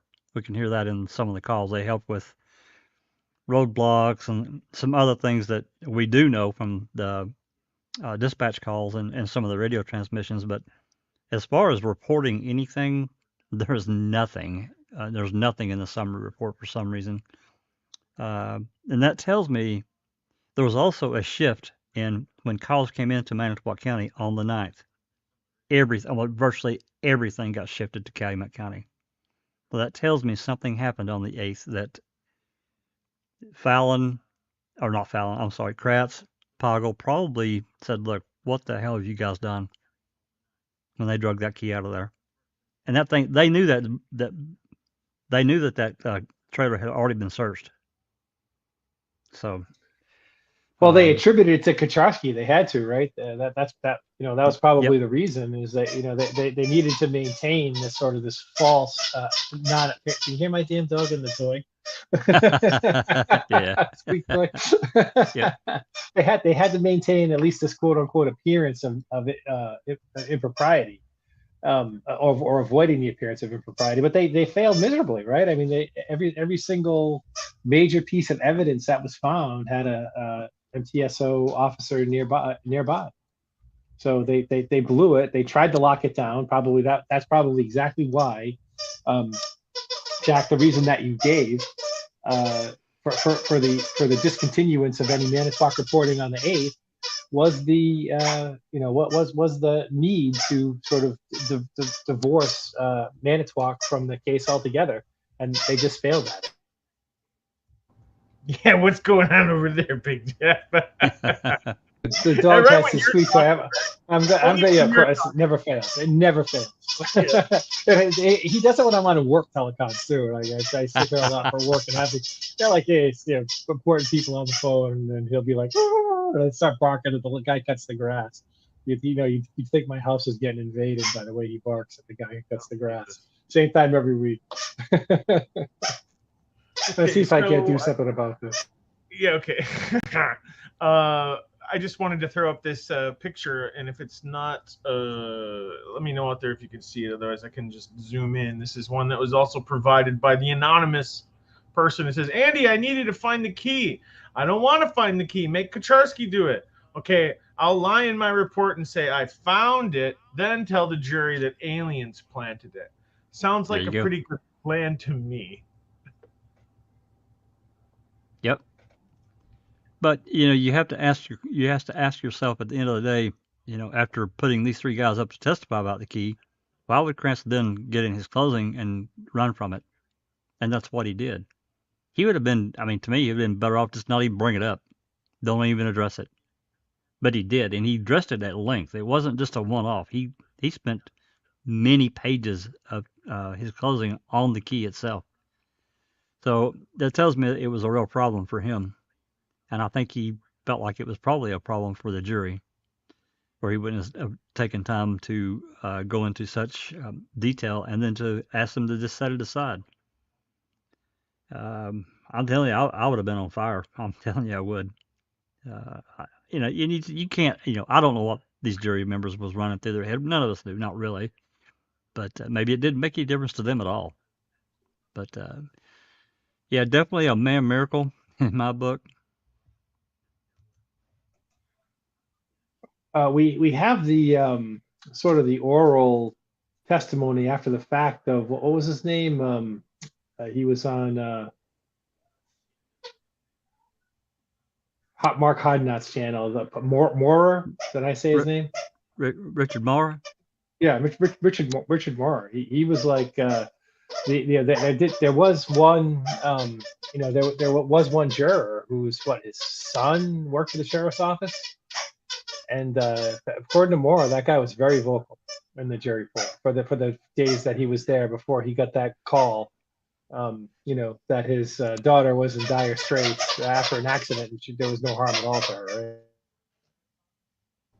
Right? Yes, Big Jeff. I think I heard most of that. We're gonna have to get him a steak or something. Get him some treats. Oh my God, that's a good idea. Actually, I'm gonna do that. Yeah, no worries. Well, I will set up the next one while you do that. Or I guess seeing as how Jack, you as you just got here, maybe we'll let you pick the next one. We did 1, 2, 3, 4, and we did, which other one, Kel, did we do? I can't remember. Maybe it's down on the list further.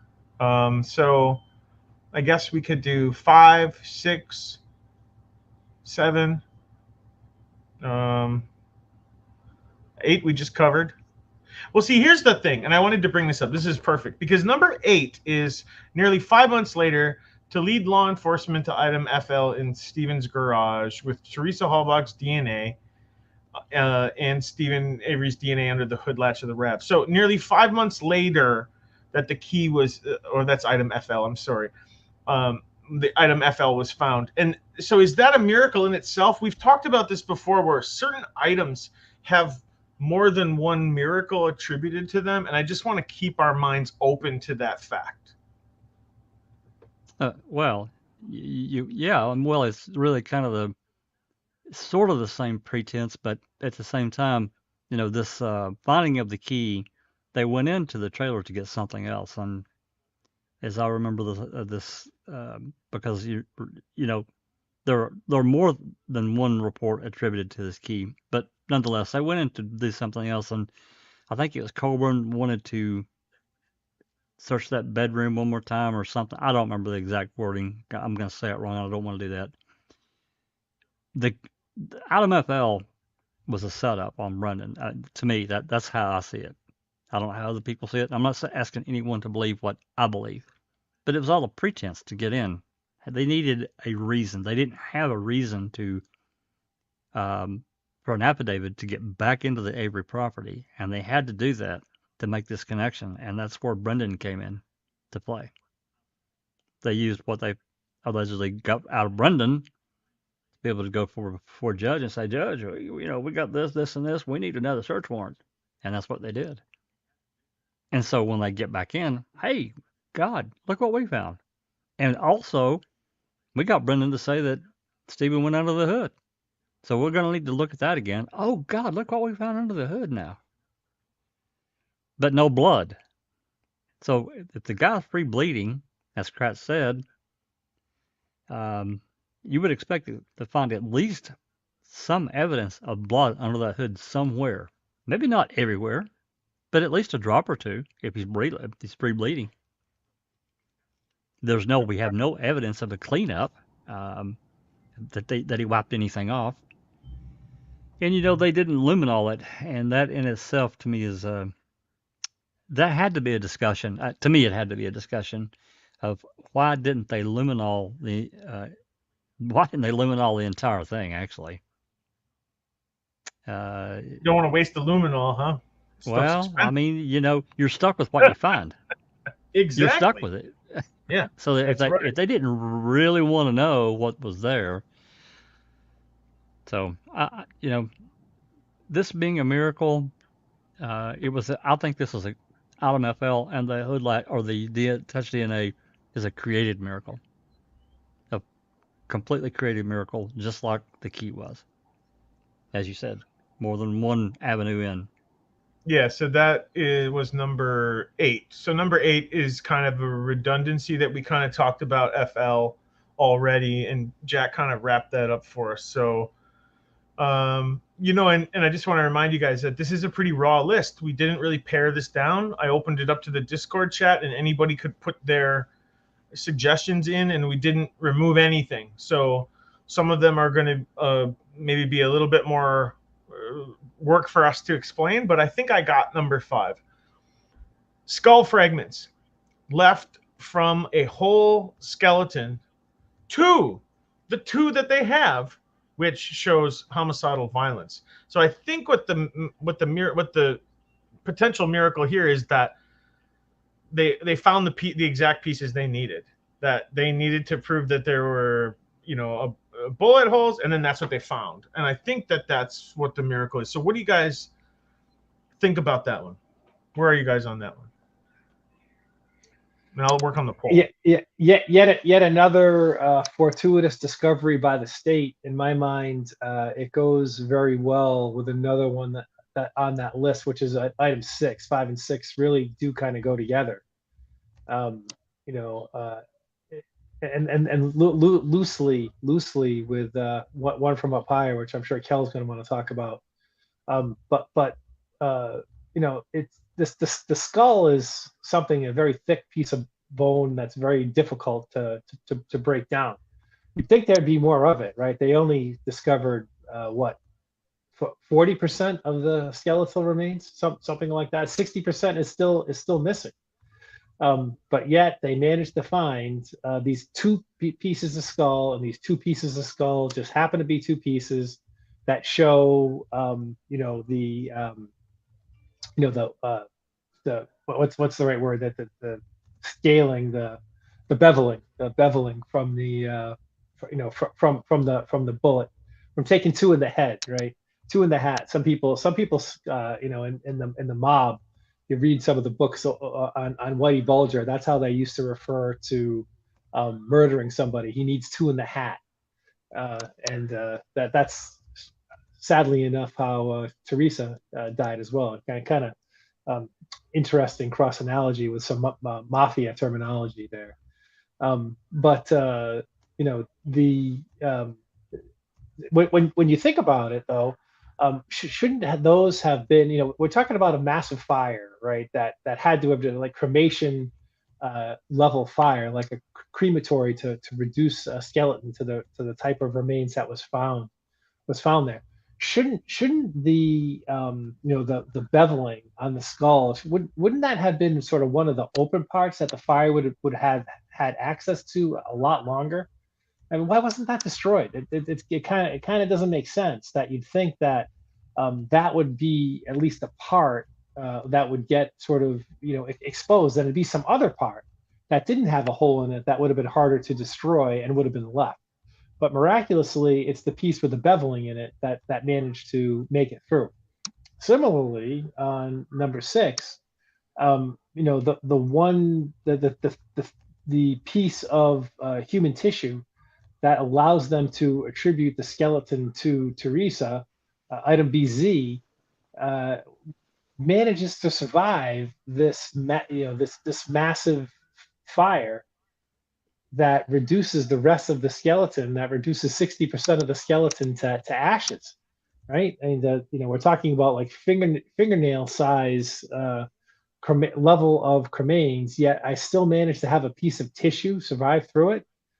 That is very miraculous through that fire. It just to me that that's it stretches the imagination. How did they get so lucky that they found that the piece with the beveling survived and a piece of tissue survived? How is that possible? Given the state of the rest of the bones, I don't get it. Yeah, the underlying theme, without Kratz directly saying, but it was the underlying theme almost from the beginning of his opening. We have 2 skull fragments. We have Atom FK, Atom FL that were found, 5 months later. But he never said, hey, Teresa was executed with these 2 bullet fragments, but they were introduced as evidence. So it was an indirect implication. Absolutely. Definite. It was a creative miracle, but a miracle nonetheless.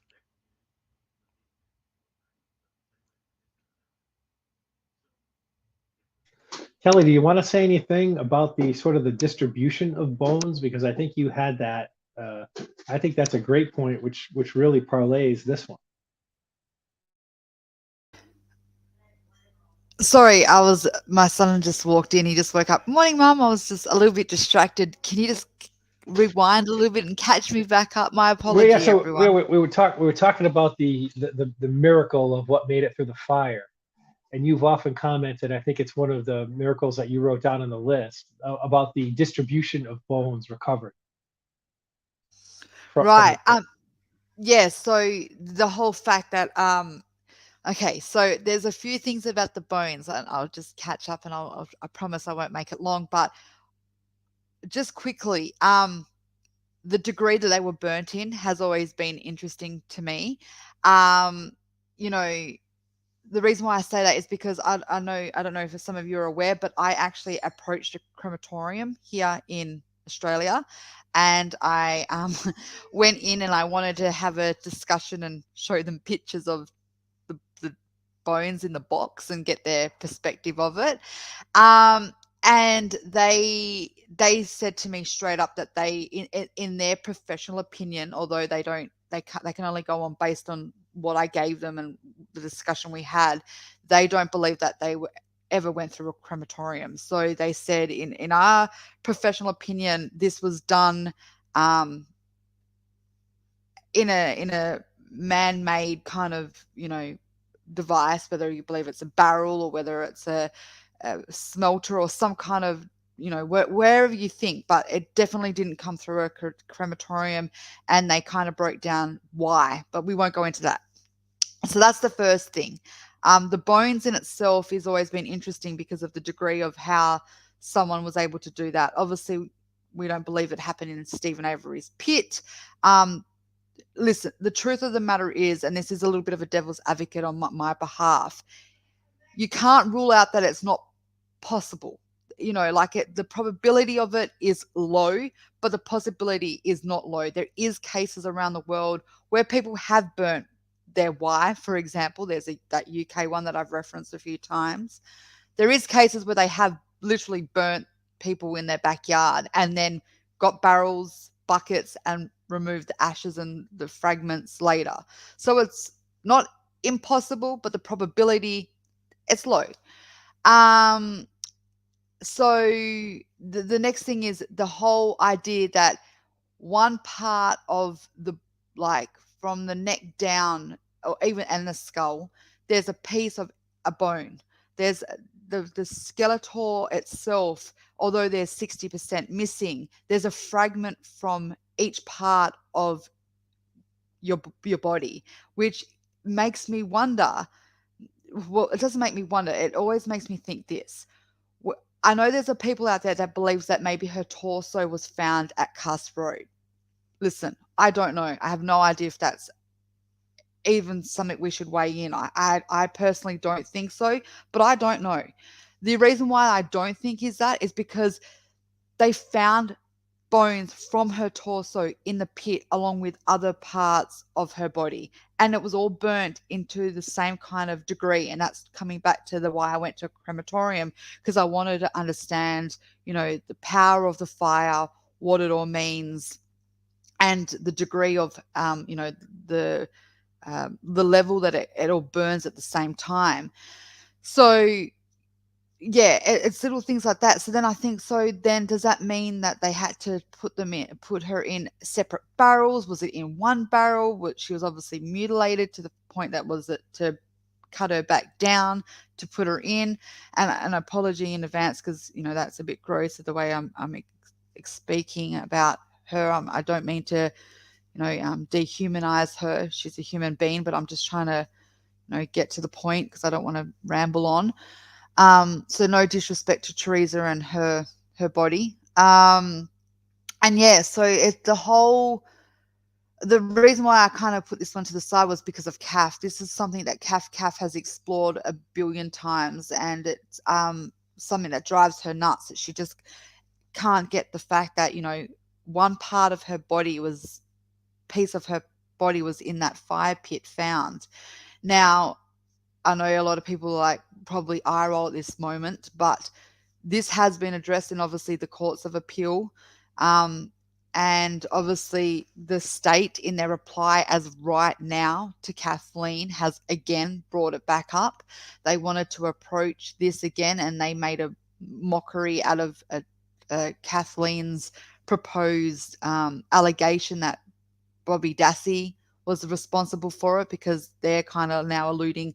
So Bobby Dassey had to go in and basically hand pick every single bone in her body to bring over, just to make sure it was in the pit.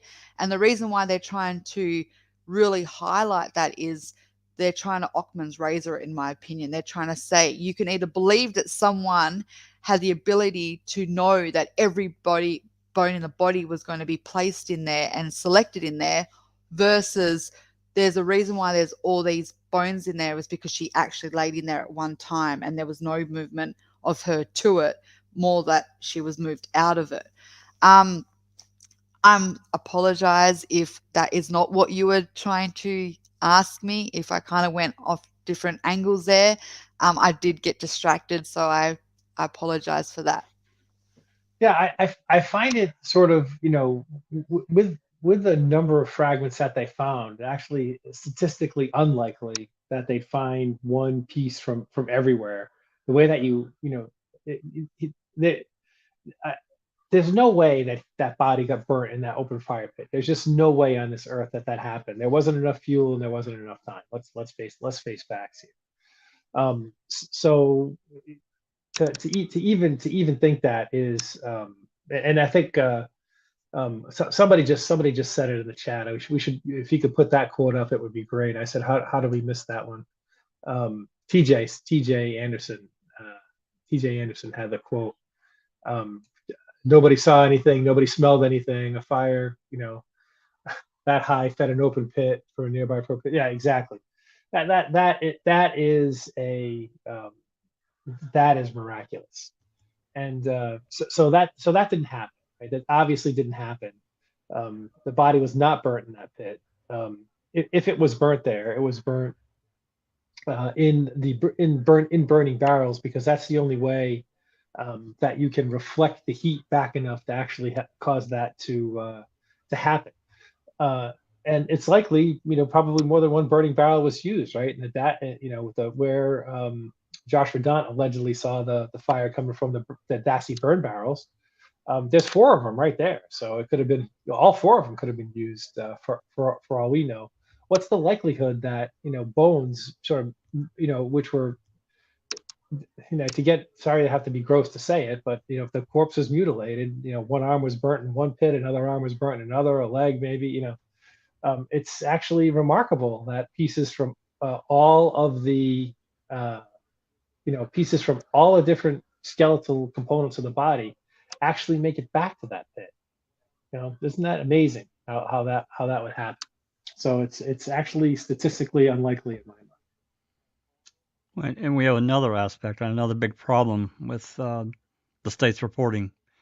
This photo was taken by Wisconsin State Trooper Reese. I can't think of his first name, but whatever. His last name's Reese. He took a number of photos around the property because they arrived on the afternoon of the 5th. They were there the entire time that the property was held by a search warrant. So they took many photos, and this is one such photo. This was November 6th, and you'll notice there's no evidence tape anywhere. There is no pile of bones anywhere that I can identify. It all looks like rock and just freaking trash, and probably some old animal bones. There's no pile of bones as they reported in these various reports we have from the various officers. If there is, I sure don't see it. So this is a problem, and if this had been shown during trial, I suspect that there might have been a different outcome. If it gets shown in the free trial, there might have been a different outcome because what they reported does not match this photo. This is a brilliant photo, really, and it tells its own story. So where this box of bones gets handed off to Eisenberg, where the hell did it come from? I mean, we have absolutely no GPS tagging at all. It just allegedly came from here, and where? So No forensic grid. No, nothing at all. And at this point in time, on November 6th, the fire pit wasn't even of interest. You got Bear walking around. He's not a vicious dog. We got that little video that we snagged showing Bear. There's two of them. I think it was on the 11th or the 12th. They were getting ready to hand the property back over, and Bear's just walking around like whatever. He didn't give a shit about anything. He wasn't vicious at all. So that completely contradicts, they're claiming that Bear was a vicious dog, and he wouldn't allow the tracking cadaver dogs back there. Bullshit. And they had handlers on. They had handlers that they could have, mini handlers, I should say. At any given point in time, there were at least 5 from the afternoon of the 5th on. There were civilian dog handlers all around. If they wanted Bear off there, they could have easily got that dog off there. I mean, you can see right there, he's tied up. You can see that you can see his lead right there. So how hard is it to grab the end of that rope and be like, okay, we'll pull him along? He's not like you said, it's not a vicious dog. And if you're a dog handler and you can't handle Bear, then it's time to hang your boots up and find a new profession because. But it all comes back again. These bones, these alleged bones that they handed off to. I mean, they took the ilium bone they took the box of bones originally to Bennett. He picked out the ilium bone and made this identification of a young female. But where the hell did it come from? So, to me, this is a miraculous event. It has to be. I don't know what else to tell you. If there's other evidence that I'm missing, I want to see it because it's certainly not here. It's not a great photo. It's not high def, but go ahead, yeah. That's another thing that's always jumped out to me as well. I know that there's records, alleged dog records that we don't have access to and they haven't been released, but I find in it a little bit, I don't find it would match to hide these ones if it was kind of pointing to what they were saying. And the reason why I'm saying this is the fact that these dogs are put on the Avery salvage yard as early as the 5th, the cadaver dogs and the scent dogs. And regardless if Bear was there or not, if they all those bones were in that pit, their instinct and all their trained senses and their trained ability, in my opinion, would have them all basically dancing to that fire pit. They would run, bark, alert.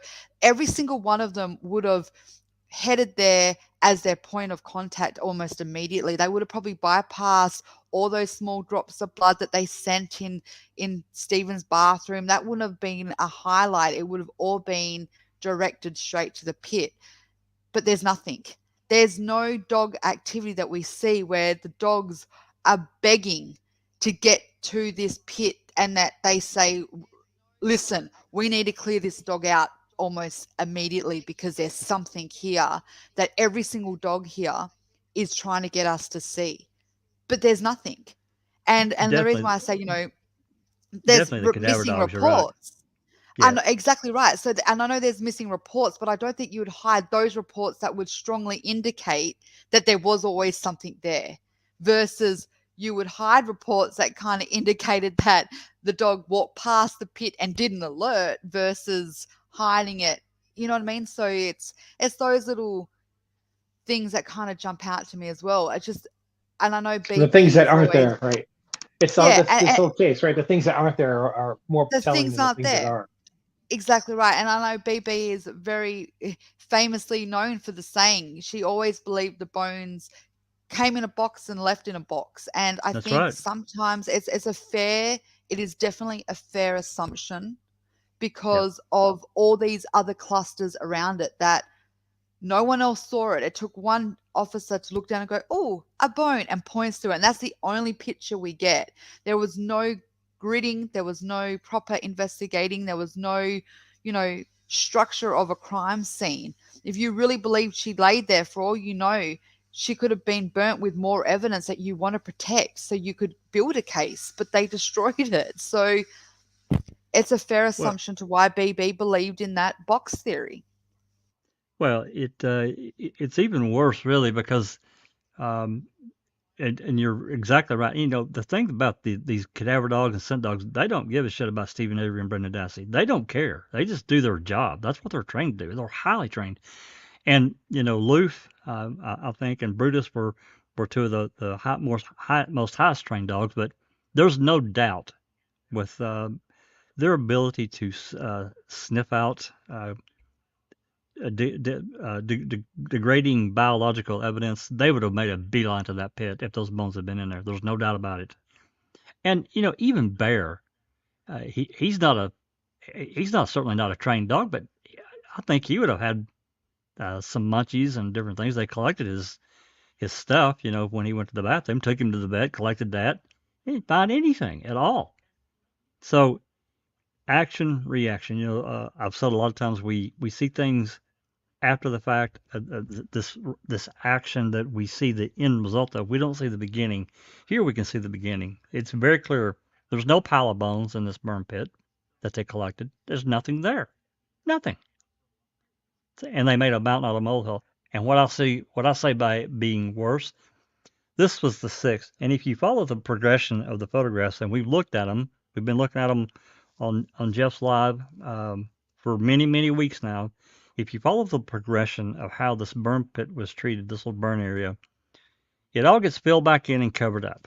And then on the 10th or the 11th, they bring in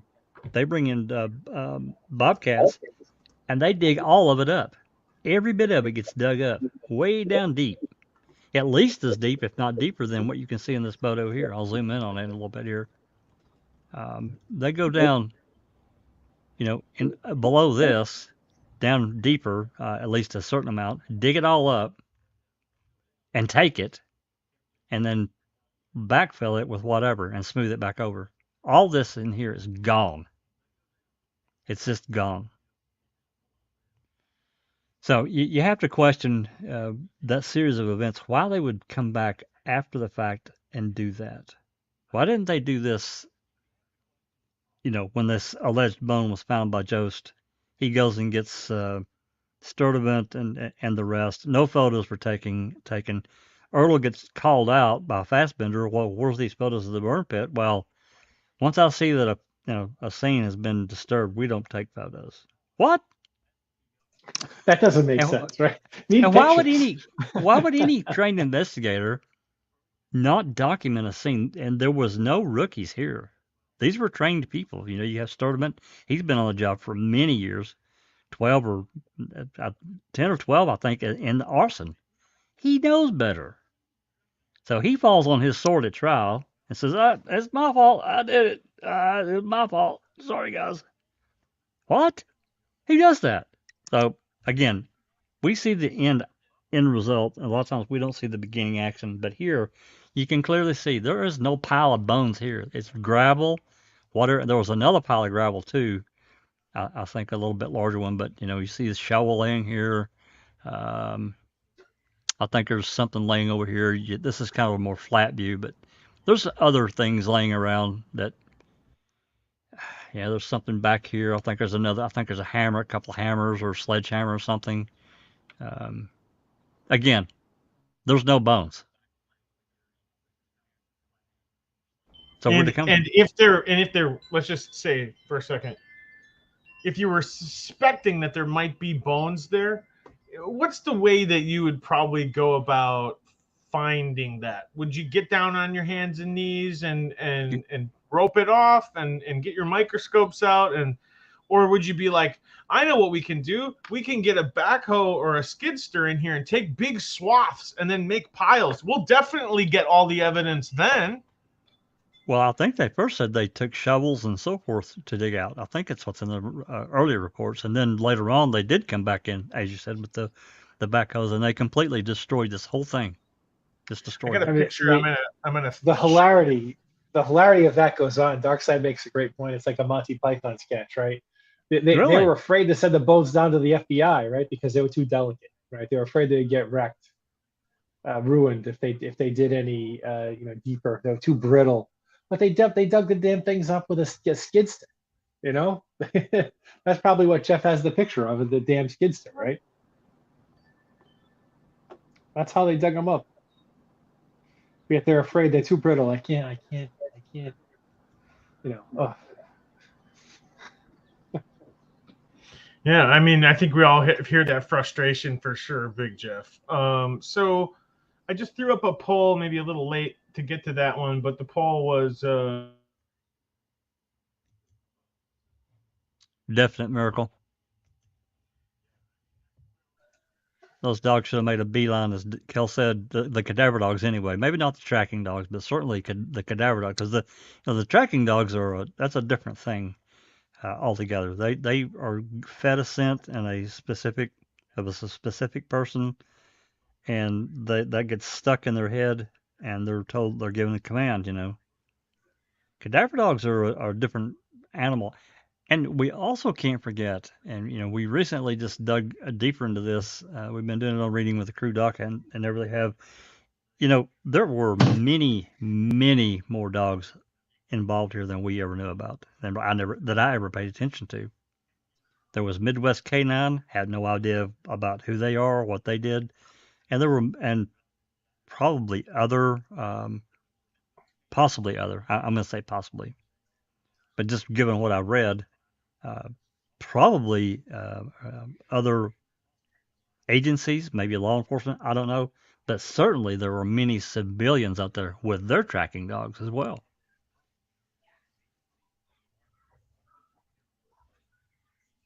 We're missing reports too, right? We're missing 18 pages? There's definitely one report. Now, I thought it was a 30-page report, but I could be wrong. But there's definitely one report we haven't got. And we have nothing from these other outfits, this Midwest Canine. No reporting by any civilians that I'm aware of to law enforcement, to maybe Sarah Fisk or some other canine unit that was out there to say, hey, I took my dog here and there's something here. Nothing. We have nothing. It's so underreported.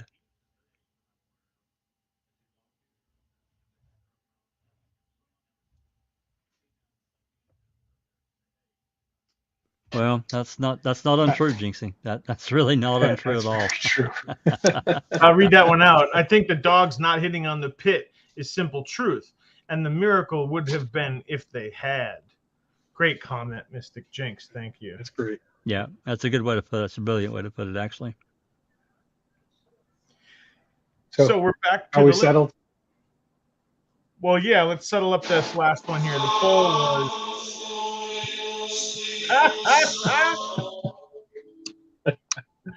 it's a MAM miracle.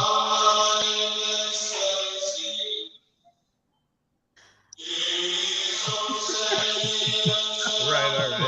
86% on that one. We got 86% on no dogs hit on the burn pit. Miracle or no? And they say yes, miracle. So I agree.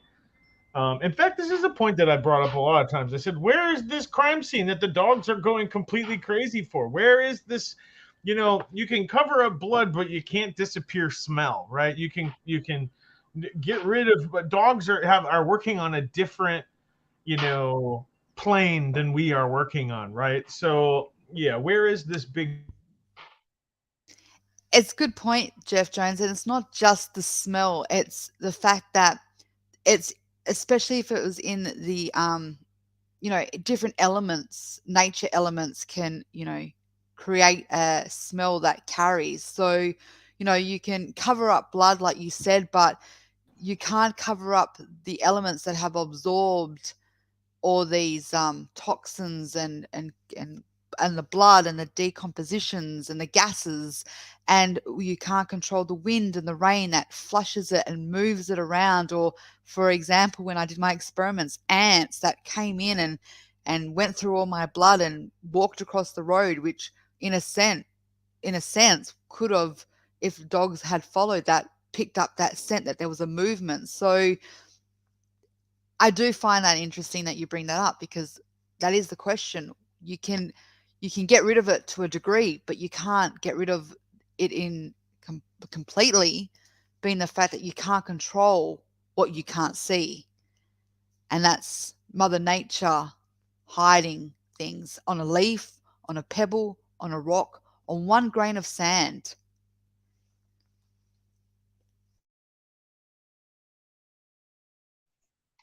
That ties in with the other miracle very well, right? And that is that despite the fact that there was no cadaver dog that hit in Stephen's bedroom, the state still Exactly. manages. They Yep. still manage to take Brendan's confession for what, oh, you know, he stabbed her and they cut her neck, shot in the bedroom, you know, just whatever Brendan describes, right? Everything that he describes would lead to a, you know, just a bloody mess in that bedroom, and that type of action just sort of leaves blood everywhere, splatters.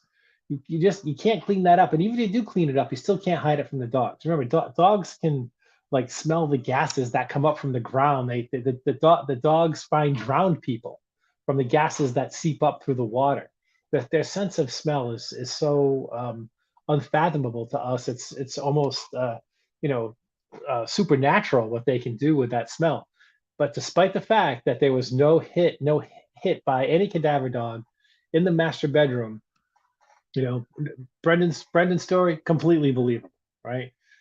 Just incredible to even think that that mess could have happened in the bedroom, and they could have. What was Brendan's story that they put her on the, you know, the cart? What do you call those things? The cart that you use underneath the cars. Put her on one of those to get her out into the garage.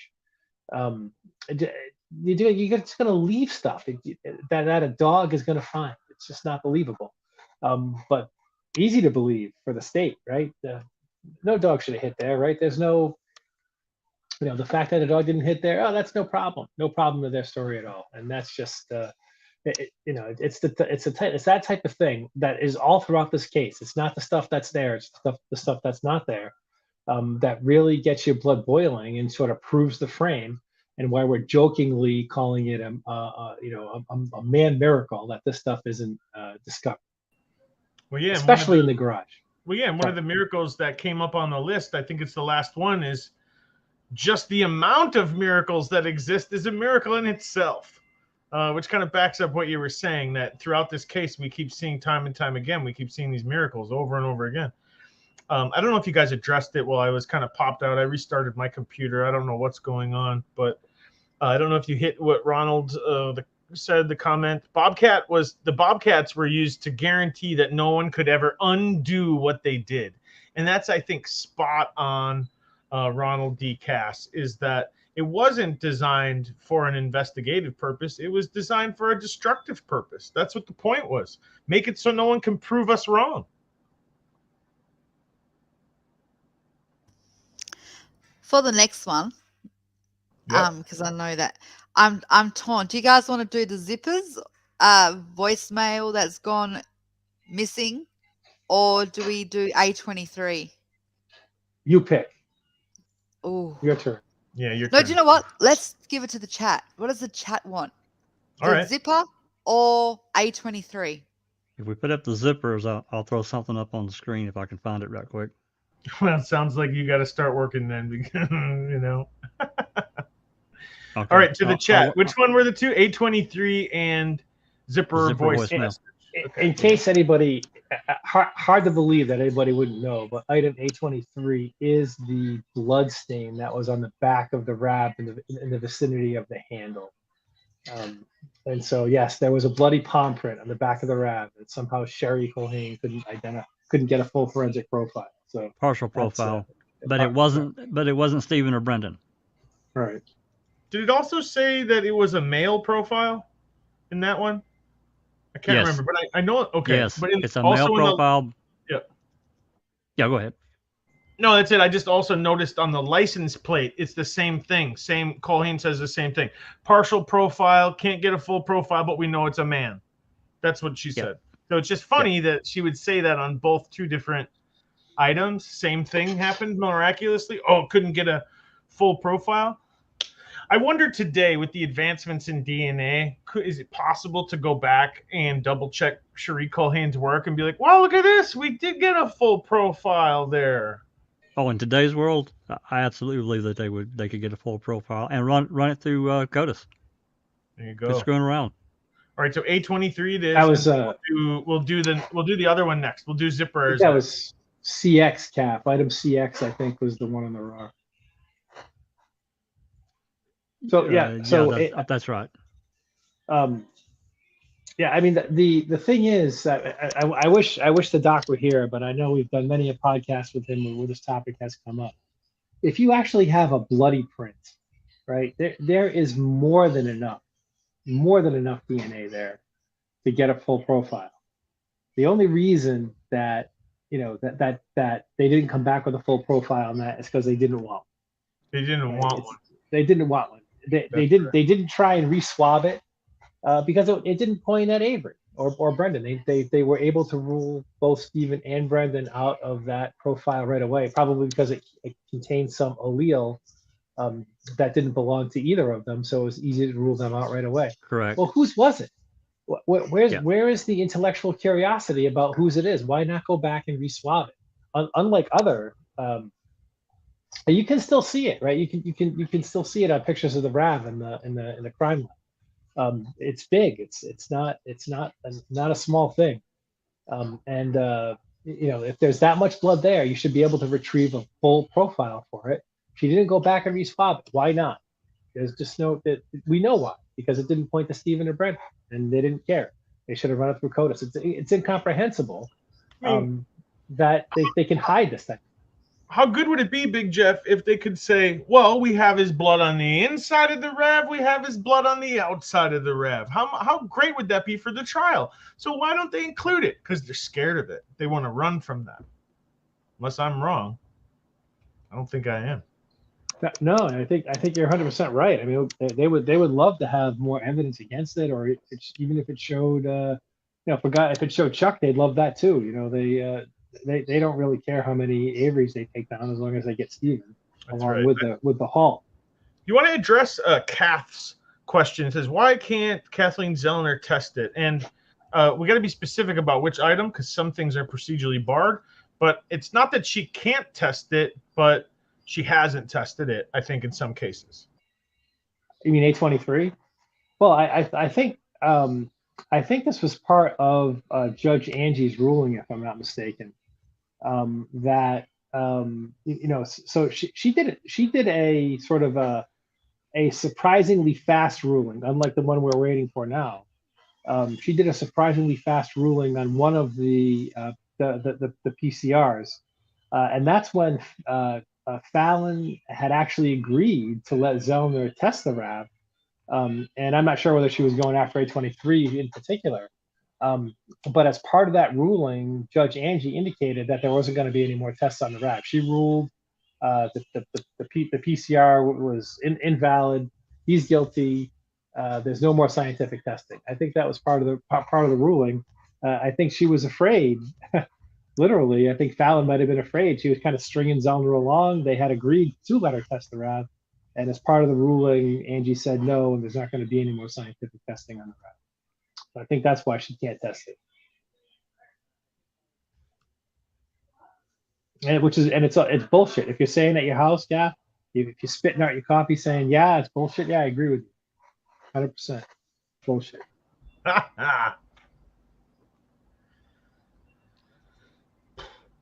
All right. Jack or Kel, have anything to add to that? Well, A23 is an interesting one. I don't think it exists anymore. If she's going to use up all the, my apology, the item FL swabbing and the key, and it's, you know, if this is Sherry Culhane, I don't believe for a minute she kept item A23 around. If it was a partial, I think she probably has every excuse in the book to say, well, I couldn't draw any conclusion from it. It was impartial, therefore I discarded it and it doesn't exist anymore. So even in this new technology, yes, I agree that if it was available, it would probably be more advanced now to test it. But the truth is, I don't think there's anything to test because there's nothing left. I won't speak on behalf of Silkman, but everyone who's listened before has also voiced that opinion, the saying that he believes that it's gone. I think the A23 is significant because Ken Kratz tried to make it significant, but he fucked up. In his opening, I believe it was in one of his statements, he said, you're going to hear about, Stephen Avery's blood or DNA being found at the back of the RAV, where, he obviously goes into it. And it's, I think, it might have been straying that when, hang on a minute, light bulb, what? And when Sherry Culhane gets on the stand and they address that, he was coming from the place where Ken Kratz had opened that door. So he wanted to make sure the jury heard that it had been misrepresented. And he asked her straight up, was it to Stephen Avery? And she had to say no. Now, they don't go further with that. I need to go back and reread it. So I'm going to tippy-toe around this because I don't want to say anything that's misleading or out of context here. So I'm going to be gentle. But I don't believe, what I remember, is they don't go further than that. She establishes it that it's not Stephen Avery, and that's the only point that the defense wanted the jury to hear. It's just not Stephen Avery. They couldn't go further with that because you can't then go, well, who is it? Because that would go into like a Denny territory, which they, as we see throughout the trial, Ken Kratz, whenever there was like a Denny leading kind of foundation, he would object and try to shut it down immediately. So I think, if again, what I recall, the whole idea of Sherry going on there and them approaching her and cross-examining her was just to get her to say that no, it didn't come back to Stephen Avery. And, beyond that, it's up to the jury to think, okay, so where and who did it come from, without actually exploring the who else. There is a little bit of a discrepancy that I see that I get a little confused about. We have, Pam of God, Pam Sturm's pictures from the Avery salvage yard where she takes it with the camera directly in front of the back door. In our eyes, what we can see, it doesn't appear to have anything there. It really doesn't. I've looked. You can see that part, and I can't see this smear. However, when it gets to the crime lab, I know that they've kind of added like different saturations to the picture, or whether it's someone that's sharing it has, but you can visibly see then that there's blood. So I've always thought to myself, well, hang on, how does this make sense? Why would they add blood to the back of the RAV if it wasn't Stephen Avery's? Because that makes no sense. If you're trying to frame Stephen Avery's, it would be Stephen Avery's. You wouldn't put someone else's there and then go, oh, it's a partial. It doesn't tie in. So I've always wondered what everyone's thoughts was. Is it a MAM miracle based on the fact that it doesn't appear to be there, then it appears, but it doesn't get used against Stephen? All these little things. That's pretty much all I have for A23. Can I just add one little tidbit to that? And that is, if it was definitely Stephen's blood, they would have used it in court. Maybe I'm repeating myself, but 100%. And you would absolutely do that, because there's another connection that he's bleeding. They're trying to establish that he's bleeding, and her blood was in the back. It's showing that at one stage she's obviously laid in it, or something of hers that had blood contact was in that RAV. There's a connection, and yet they can't make it with A23. So yeah, why? What's the he's significance of bleeding. A23? He's for bleeding, Stephen? but this isn't his blood. Moving on, Yeah. moving on. Nothing to see here. Nothing to see here. Yeah. And I need to go back and really, really check this, because I have done a little bit of research in it, and I've had a few discussions with other supporters, and I'm not going to name them because I'm not going to do that. But there is a bit of a torn between it, and a tear between thoughts. There's people that think that A23 is the true killer's DNA profile, and like you guys suggested, they realized that there was a missing link, and then they were like, hang on a minute, this isn't going towards Stephen or Brendan here, because they had the profiles of them. They could start looking at the loci and kind of go, oh, there's something not matching here, let's just scrap it immediately. Versus there's people that think it hasn't theoretically been ruled out of Teresa either. Now, I know that I hear that there's been established that it's male blood, but is it? I need to go back and double check that, because if it hasn't actually been confirmed it's male blood, then could it be Teresa's? And Yeah, that's the question. I could be wrong, but I'm thinking that Colleen said it was male, but it didn't match Stephen or Brendan. I think so that's she right, definitely but didn't yeah, say double check it. Brendan. I don't remember her ever saying Brendan. She only said no to Stephen, unless Okay. that's what I mean. They didn't touch Brendan in Stephen's trial. They just wanted the jury to hear that it wasn't Stephen's, and they left it as that. They didn't explore Brendan. She just went no to Stephen. But if it had been Brendan's, it would have made it. You know what I'm saying? If it had exactly been, right. they would have included. So that basically, in deduction, says it's not Brendan's either. Well, I want to make one more point before we get off of this one, and it's a side point to A23, but I think it's important to include it, and I'll tell you the reason why. And that's the spare tire cover. And don't snicker, don't laugh, because the problem for me and the spare tire cover is not the fact that it was back there. It clearly had some prints on it that they couldn't identify. Fine, okay. But here's my problem. Whatever they did at the crime lab, they did. And then I think like third week of May 2006, the crime lab doesn't have room to store all this shit, so they send a pile of stuff back to Calumet County to Queso for storage. So it comes back. I think it's like May 24th, 2006. At some point after it comes back, Wiegert takes it, the spare tire cover. It's not labeled or anything when it comes back. Like all the other pieces of evidence were labeled and put in, because each agency has their own labeling system, their own property tag number, as it were. So, but the spare tire cover was not tagged when it came back. He gets it at some point. We don't know what day he got it. I can only assume it was that day or maybe the day after. Then on June 30th, 35 or so days later, he turns it into Hawkins, and it gets properly tagged and stored into evidence. So if he had that thing for a month, I'm not saying he did, but I'm not saying he didn't either, because we don't really know. What the hell was he doing with it? Was there blood on it or some kind of biological material that he wanted to make sure that never got entered? Is it something that the crime lab missed, or he was told on? This is speculation, guys. I don't know. I do know he had it, but that's all I really know. So is it connected? I don't know. But if there's blood on the back of that damn door, and there's blood on the inside of that door on the back of it, it damn well could have had something on it. That's what I believe. Was there? I don't know. I have to question it. I have to.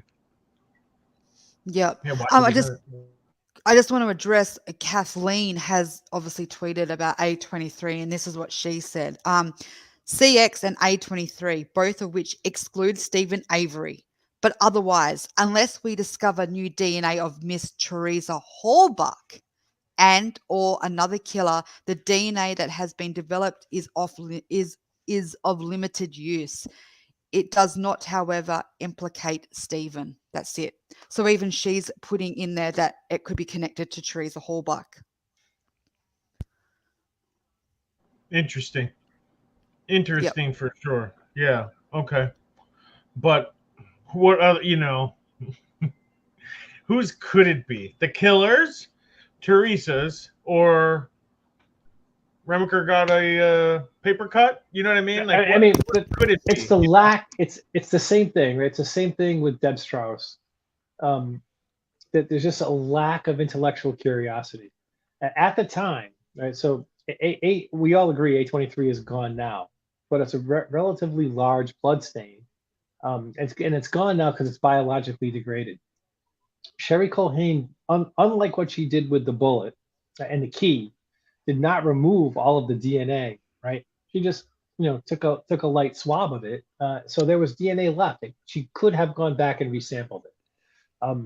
But through some miracle, did not return a full profile, even though there was plenty of it to sample. So that's the real miracle here. She could have done it. She didn't do it. Why didn't she do it?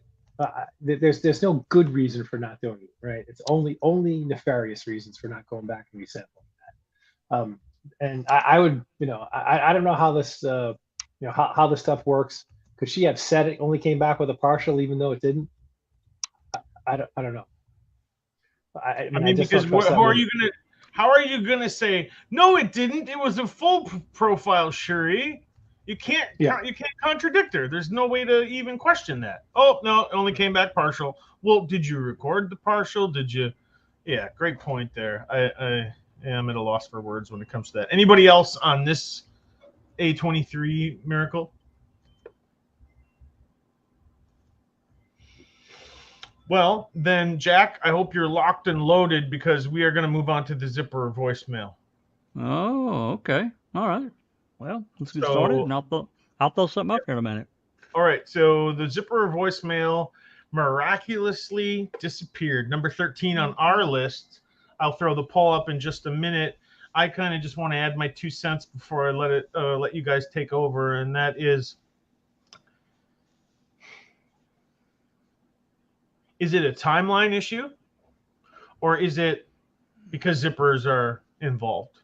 And I think that those are the two frames that I always look at this. I don't think that there's really, and if there's a third avenue that you guys think, please let me know. But those are the two that I kind of go back for. Either zippers are involved and it leads away from Stephen Avery, so they want to squash it, or it messes with the timeline that they have for Teresa halbach, and so they want to squash it. That's where I'm at with this one. I don't know. I'll open it up for discussion, and Jack, when you're ready, I'll throw up what you got. Okay. Well, I definitely has some things to add, but if Jeff or Kel want to go first, I'll certainly let them because I certainly have input.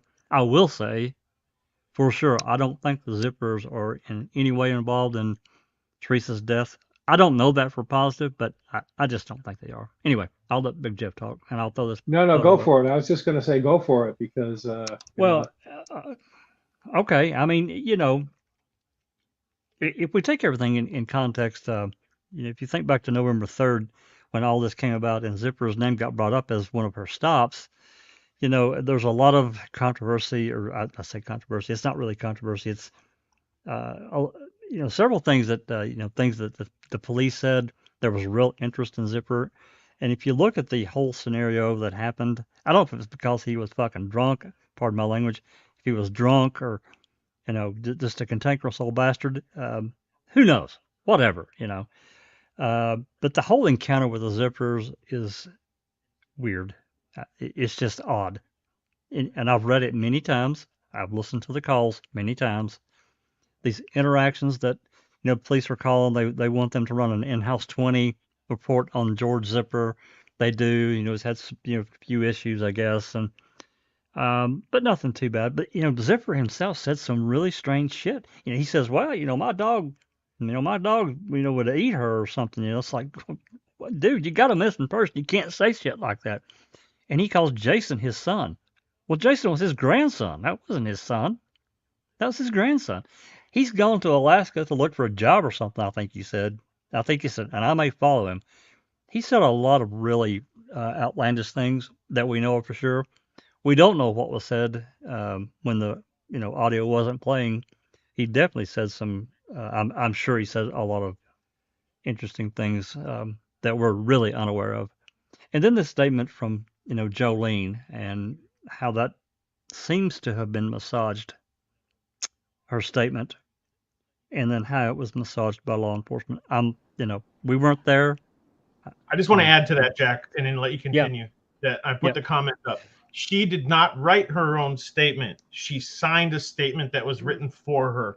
And Correct. I think it's an important point. It is an important distinction. She signed her name to it. I don't know if it was because she just wasn't really able to write or that well or whatever. It doesn't really matter. They're neither one of them were young at the time, so I get it.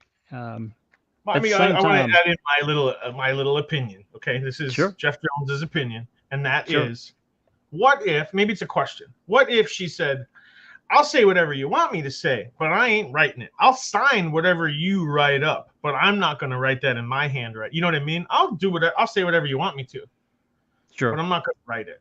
You guys write it, I'll sign it. Like that to me sounds like real world kind of how things go, especially reasonable. With the attitude that the zipperers have towards law enforcement, and they're just not helpful. And they're like, they don't want to open the door. They don't want to let then it takes 15 minutes for them to come to the door, and one of them's drunk maybe, or and so I think this kind of like adversarial approach to law enforcement kind of makes that seem, to me, I don't know what you guys think out in chat, but I think I've heard people say that.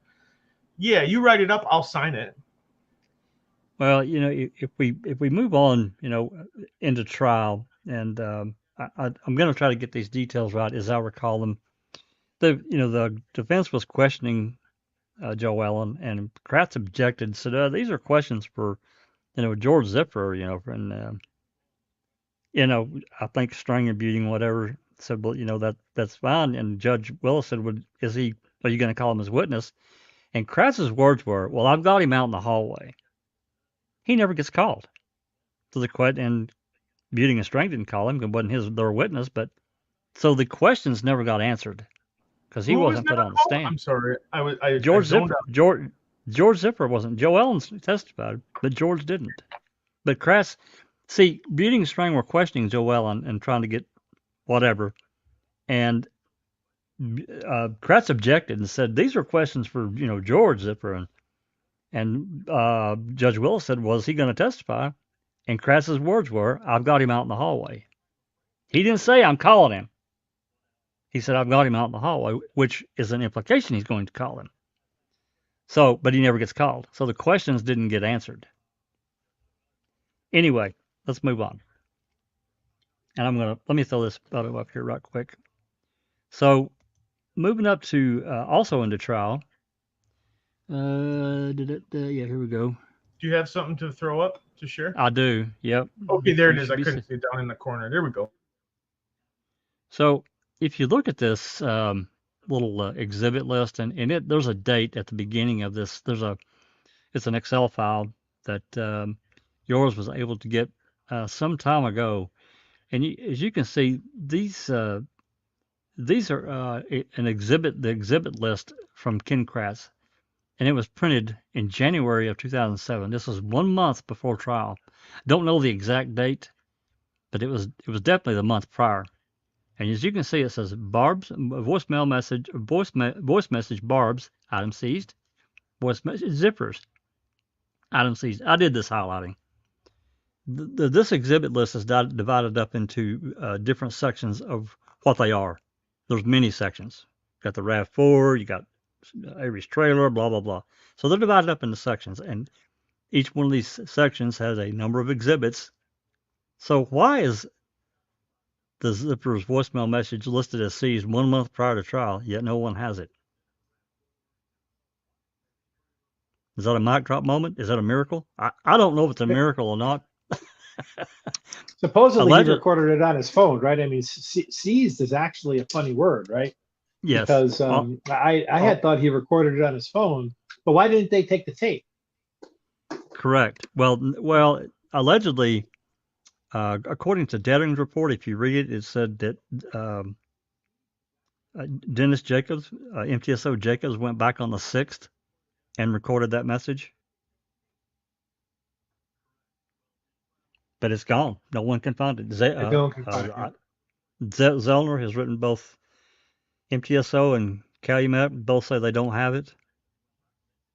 I don't believe him. I believe they do have it. And I believe that the message itself counters the order of how Teresa made her stops.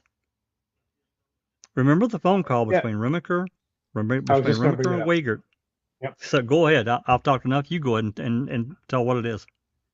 Well, he says, during that call, it's the morning of the 5th. I'm pretty sure it's the boss has a change of plans call, right? And he's, Remaker asks Wiegert, where are we? And Wiegert basically says that we think that she left Avery's and went to Zippers. Now, what he doesn't say is why they think that, what evidence he has towards that. He also doesn't say what evidence makes them know that they brought the RAV on through the back gate either, right? When he's interviewing Stephen. But the point here is that for some reason he's quite sure enough to tell Remaker that we think that she left Avery's to go to Zippers. Why do they think that? I mean, the perfect piece of evidence would be that phone call. That's right. That voice message. I'm not sure what else they would have other than Stephen's word that she left, that they think they went to Zippers next. To me, that's a little loosey goosey. I think that they would be, especially in the morning of the 5th. They need something a little bit harder than Stephen's word to think that they went to the Zippers last. So I think that voicemail might have indeed, as you said, changed their thinking about where what the order of her stops was.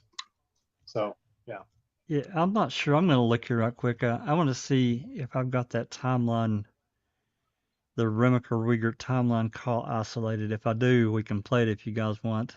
You guys go ahead. If you got anything else. I just one final thing to add in. I just think it's really. I think it is a miracle that it disappeared. I can't forget about Don Pliska's testimony. Of course, by the time she testified, she was no longer with Auto Trader.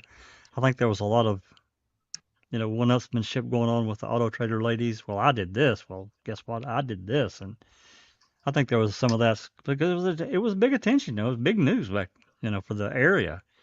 So I think there was a little bit of that going on. Can't prove it, of course. I just reading between the lines, but I'll see if I can find this timeline call. Anybody else who's got something else, please go ahead. I do have the timeline call. All right, perfect. Yeah, okay. It's about a 7-minute call. We'll get to the part where it's it talks about that. Give me just 1 second. Let me stop sharing this other.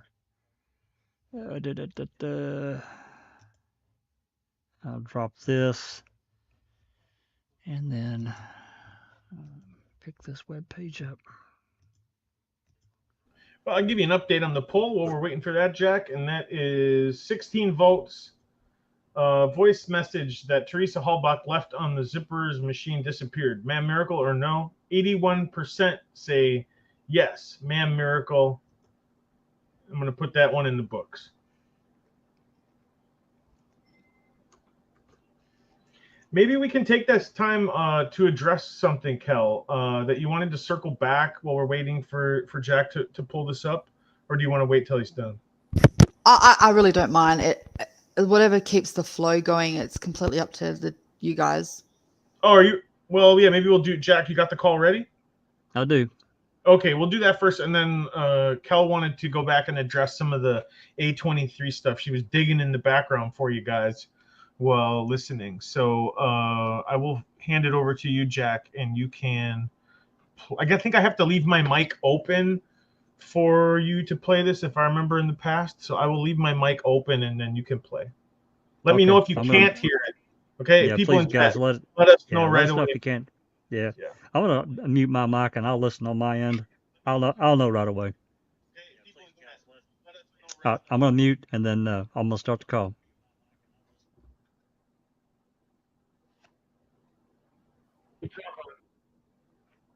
Calumet County Sheriff's Office. Morning, this is Detective Remiger from Manitowoc County. Good morning. Is Wiegert or Dietering? I think Wiegert's in his office. Hold on.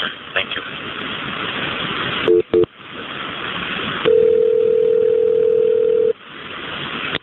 This is Mark. Detective Reminger is on the line for you. Remiger?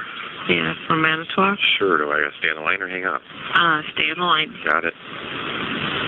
Go ahead. Niles.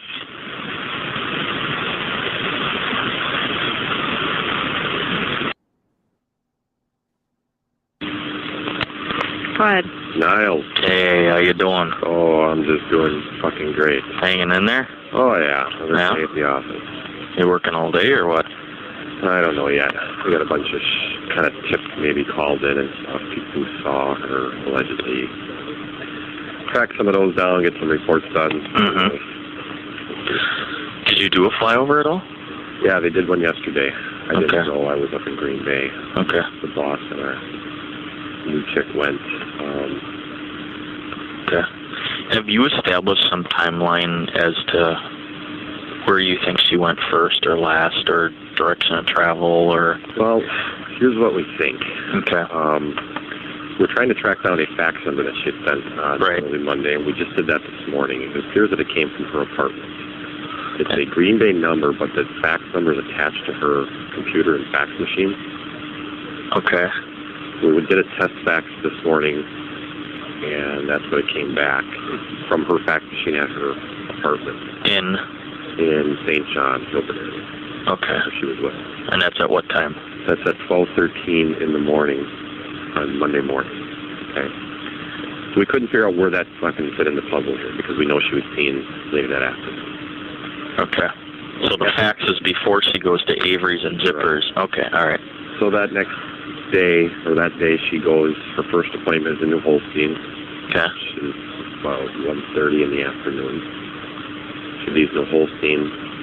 From there, we believe she goes to Avery's. Okay. Time, we're not sure. Avery says he thinks it's between 2 and 2:30. Okay. From there, we believe that she goes to Zippers. Okay. Zippers apparently are not really good on time or Yeah. I understand. Yep. And that's the last anybody has seen her. She had a cell phone call, I believe at there was a cell phone call at 2:24, which it appears that she had answered. There's one at 2:27, which is incoming. We got it or not, but we believe it went to her voicemail. She's talking to the person down at Auto Magazine. I think that was me. I left her a message. I just don't know what time it was. Okay. So we've got coming in from there. What time did Dietering get off the caller ID at Zipper's place that she called? Do you remember what time that was? No, but you can hold on. I've got some phone records I can take a look at. Hold on for a second. Okay.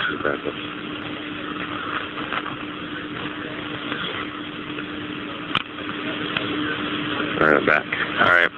There's a phone call placed to Zippers at 2:12 p.m. on Monday. Okay. So I'm assuming that's the one she probably left a voicemail there. Probably right before she gets there. Right. Okay. And the last call, like I said, is 2:27 p.m. That's an incoming one, which we believe just went to her voicemail, which is 5 minutes long. Okay.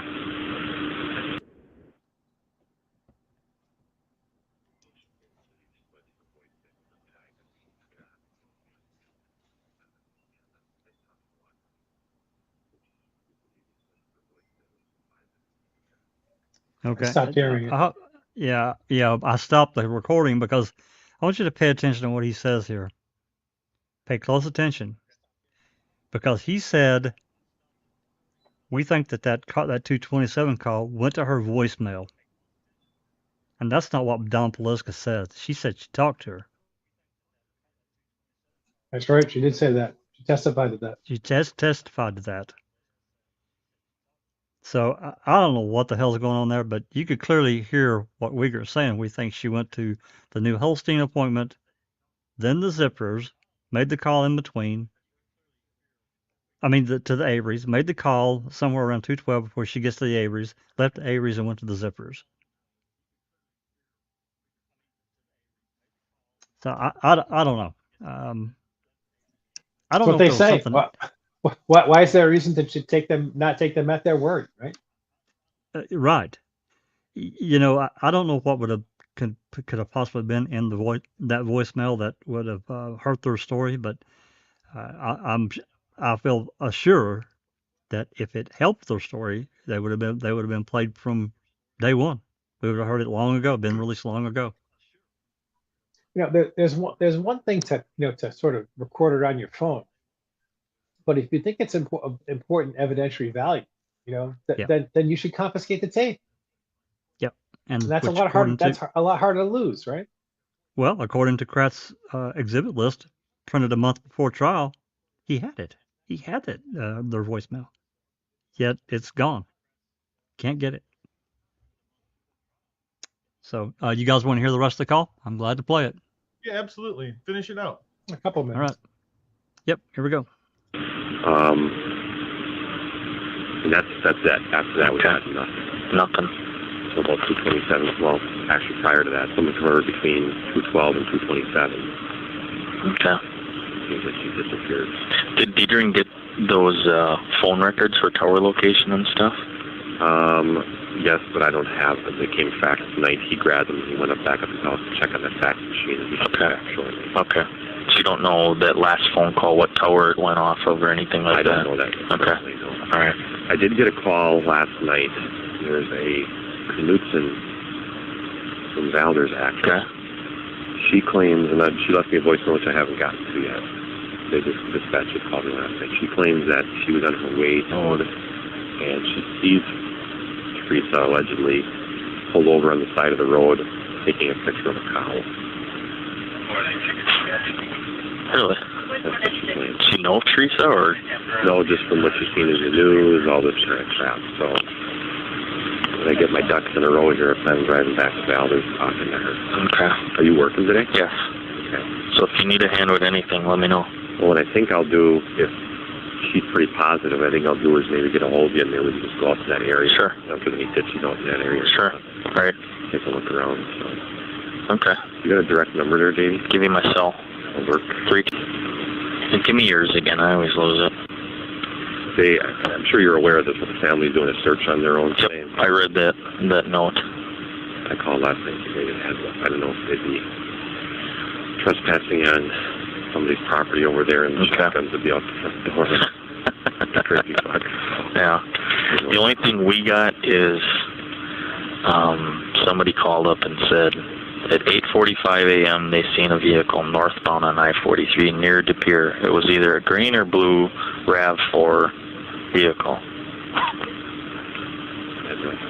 Yeah. Well, we got one yesterday too on, I don't know what fucking it is. I got to get it on my voicemail.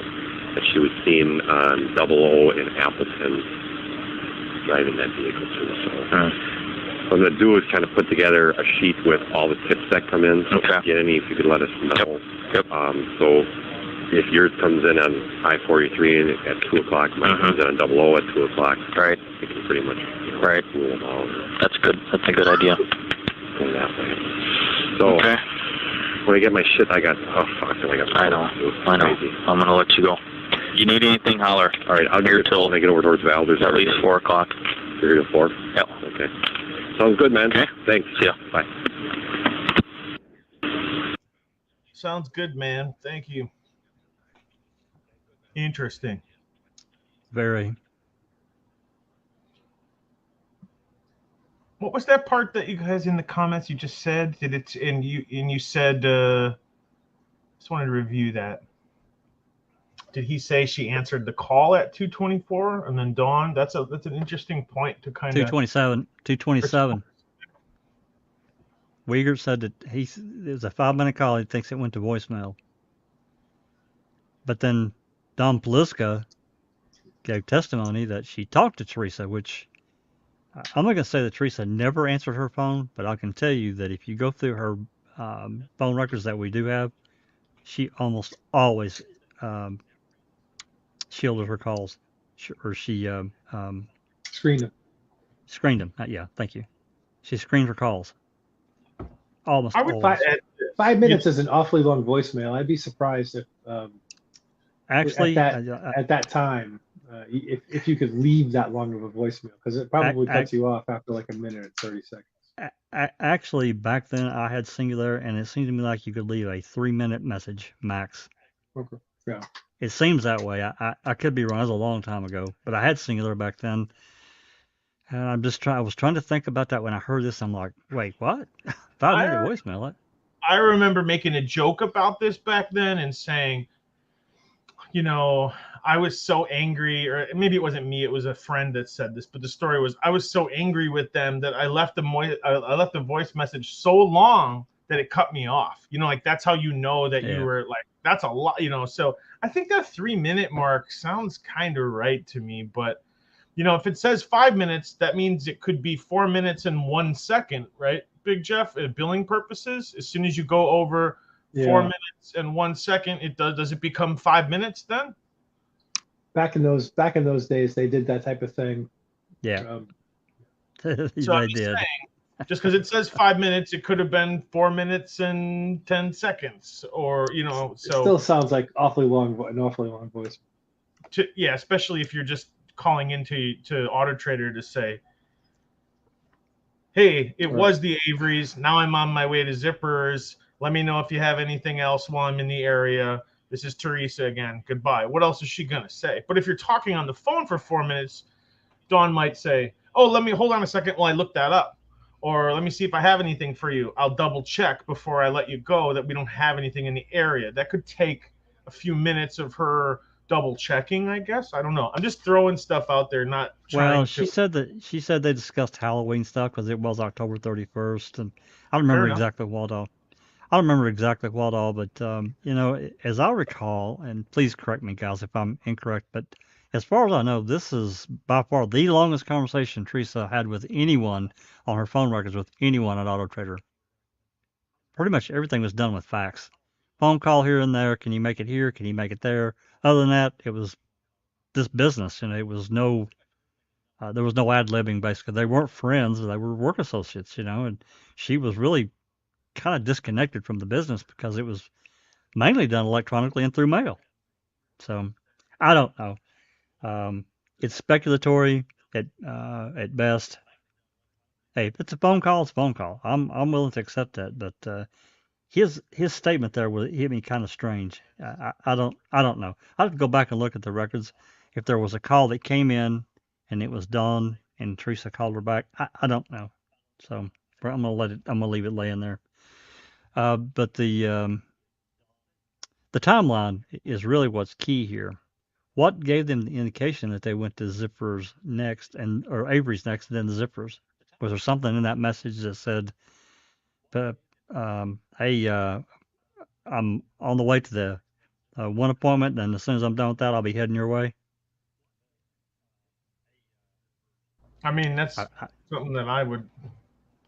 You know, I guess, but we never know. We'll never know, right? I mean, not unless we somehow get that voicemail message to clear it up. So something made them think that they went to Zippers after Avery's, right? Yes, at that point in time, absolutely.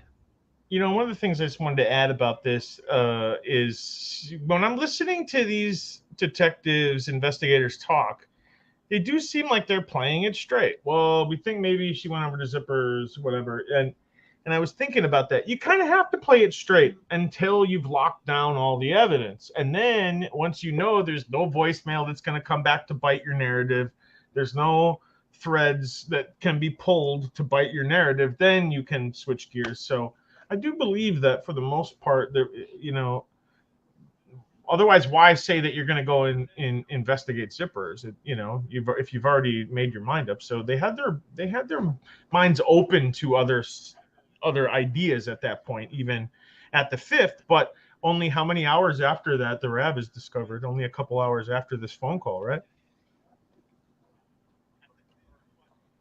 Not that long. That's correct. So that line, the whole line of checking in zippers is really kind of a moot point at that point, because we already got the RAB on Avery's. Let's go over and bombard Avery's. We don't need to really double check zippers, because nobody would think to plant a car on a salvage yard. No, that's too far fetched for anyone, right? So they just abandon their other, leads and just zone in on this. And if you're the killer, just one little point, if you're the killer, man, you got them good on that. They went right for it. They're like, oh, no one would ever plant this car here. It must be him, right? And they just went with it because they wanted to. Ugh. Well, let's. I don't have a poll open. I think we wanted to do just maybe one quick one before we wrap up today, and that is a little make it a light one at the end, maybe number 14. And that is on November 4th, almost a full day before the RAB is discovered. Special Agent Deb Strauss calls Queso, offering the assistance of her in investigating Stephen Avery. Now, it made the list. I'm not sure that it's a miracle for someone to reach out like that, but we do have some detailed imagery that I can share with you guys that relate to this one. So talk amongst yourselves about Deb Strauss, and is it a miracle, or how did she know it was definitely Avery? She knew on the 4th already, right? Yeah, well, Jack and I have done some reading on Deb Strauss's deposition. And I think, Jeff, you and I have gone over my summary of Deb Strauss's deposition as well. And one of the things that she states in that deposition, she's asked very early on by Walt Kelly or Stephen Glynn, did you know Stephen Avery? Had you formed an opinion on Stephen Avery prior to your investigation of the 1985 matter, right? So this is not in 1985. She's one of the 2 investigators hired by, tasked by Peg Lautenschlager to essentially create the Avery report. So her and Amy Lehman go out and interview people, and she and the report is formed. The report itself is obviously a gigantic whitewash of the whole 1985 incident. But that being said, in their follow-on, in Glynn and Kelly's follow-on investigation of the 1985, during the taking of the depositions, they asked Deb Strauss, did you know Stephen Avery? Had you heard of Stephen Avery prior to it? Did you have any opinions, forms of him? And she says no, right? That's very clear. But she calls, nonetheless, right? She was deposed. Jack, do you remember the date of her deposition? I mean, it's probably 6-7 months prior to the incident. Deb Strauss? Yeah. It was May 12th or May 13th, 2006. She gave 2 parts. Yeah. May 12th and May 13th. So May, June, July, August, September, October, 4 or 5 months, somewhere in that general vicinity. Goes from not knowing Stephen Avery to having a different opinion of him. And she calls. Do you have that call handy? She calls Calumet County I do. On November 4th and says the following. I got an image I'd like to share with you guys of Deb Strauss that was sent to us anonymously. And this is her looking into the future. I just think it's really comical, and I think we need a little light note right now to kind of wrap up the show. So just wanted to share what this, I guess it's a meme-ish kind of thing. I'm not sure what you would call it. Just a pic, Photoshop job. Yeah, we'll call it a meme. I think there's another one too. I bet I know who did that. Yeah, you probably do. We've been told to keep it anonymous. that person who did that asked me to leave them nameless. I'm not Okay, sure all why. right, fair enough, fair enough. Yeah. And here is the she sees into the future. So I want to give a shout out to the person that did that. They know who they are, and we appreciate making light of Deb Strauss a little bit, because when we go over those depositions with Deb Strauss, and when you hear this phone call that Jack's going to play in just a second, you realize that it doesn't take much for someone to turn on someone like Stephen Avery and go, "Oh, well, I can help. Tell me where I can help." And it just seems so out of place, because that's not what justice is. It's not, "Oh, I can pile on." It's, let's collect evidence and then see if we can make a case. But when you have people that are interested, even before Stephen is named a suspect, and I think that's the important part, that she's already ready. Hey, if there's anything I can do to help you, wink, wink, investigate Stephen, because you know what that means. That means help us find things that implicate him, not investigate him. Just look for anything that you could make a connection to. It's not justice. It's not the right way. And here's the phone call from Jack. And this is her calling in November 4th, 2005 at 9:27 p.m. All these people, aren't they in bed by then? But anyway, I regress. Here's Deb Strauss. Yeah, and you have to wonder where this comes from, because the rest showed up as assigned. She clearly wasn't assigned to go. I think she was assigned ... by someone to go inject herself. But I just don't understand how this happened the way it did.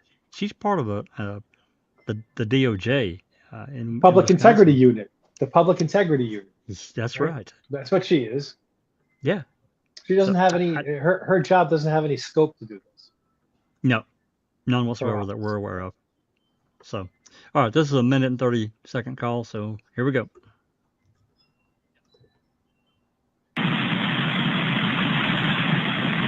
Calumet County Sheriff's Department.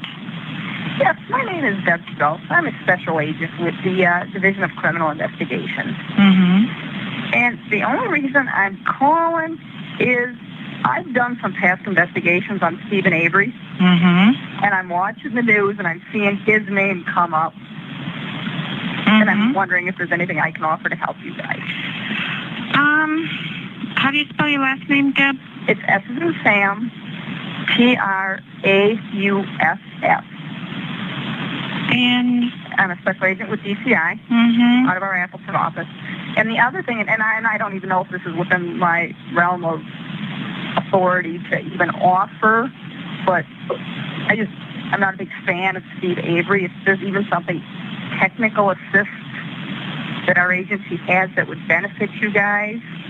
Well, right now everybody is gone. Okay. I can put you through to Investigator Wiegert's phone. He will be coming in tomorrow. If you want to leave your name and where you're from and your phone number, okay, and a short message, then if he needs you, he could call you back tomorrow.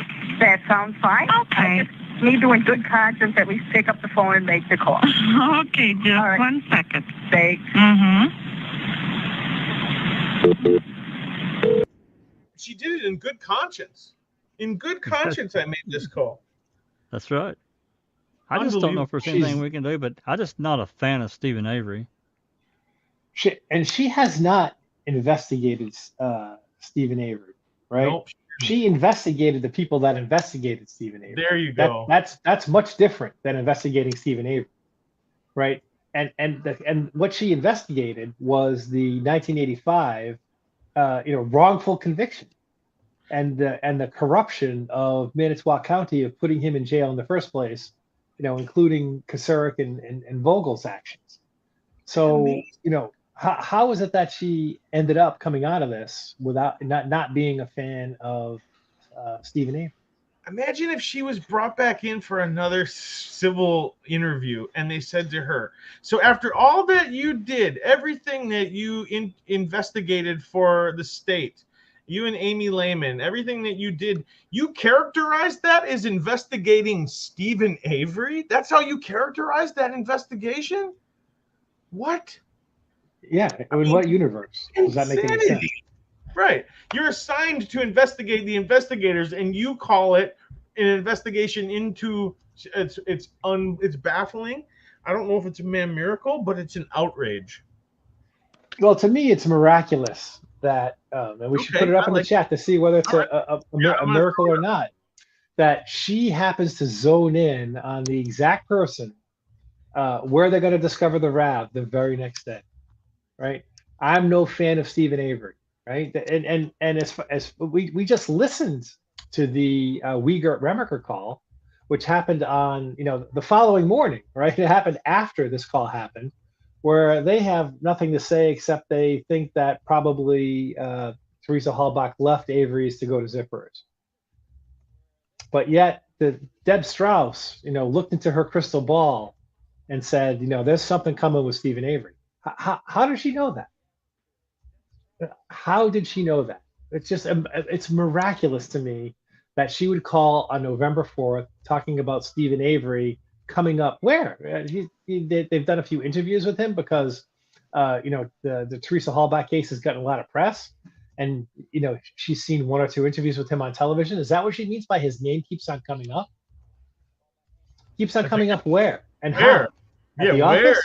Where? Exactly. Yeah, there you go. Dig into that a little bit. Yeah, I mean, so at Peg's office. Oh yeah, Peg. Oh, wouldn't it be great? Hey, wouldn't it be great if we could get Stephen Avery to go away because of this? Yeah, great. Let's do that. Yeah, thank you, Susan. Exactly correct. She did not investigate Steve. She investigated the people who performed the 1985 wrongful conviction. Unbelievable that she even was allowed to work on it. She's everywhere too. If you read the DCI stuff in queso, she's everywhere. So they let her in, they let her go. I think I saw in the chat that so was it Susan who said that I believe that Peg sent her in? No doubt. Yeah, absolutely. Yeah, unquestionably, Peg sent her in to make sure everything went just right. And the way she wanted it to go, she made it clear on the 4th. I'm no fan of Stephen Avery. His name keeps on coming up. Need help investigating Stephen? Give me a call, because this is the way this needs to go. Now, we throw that word around, corruption, a lot, and sometimes it may be too much. But in this instance, I believe this is exactly what corruption is.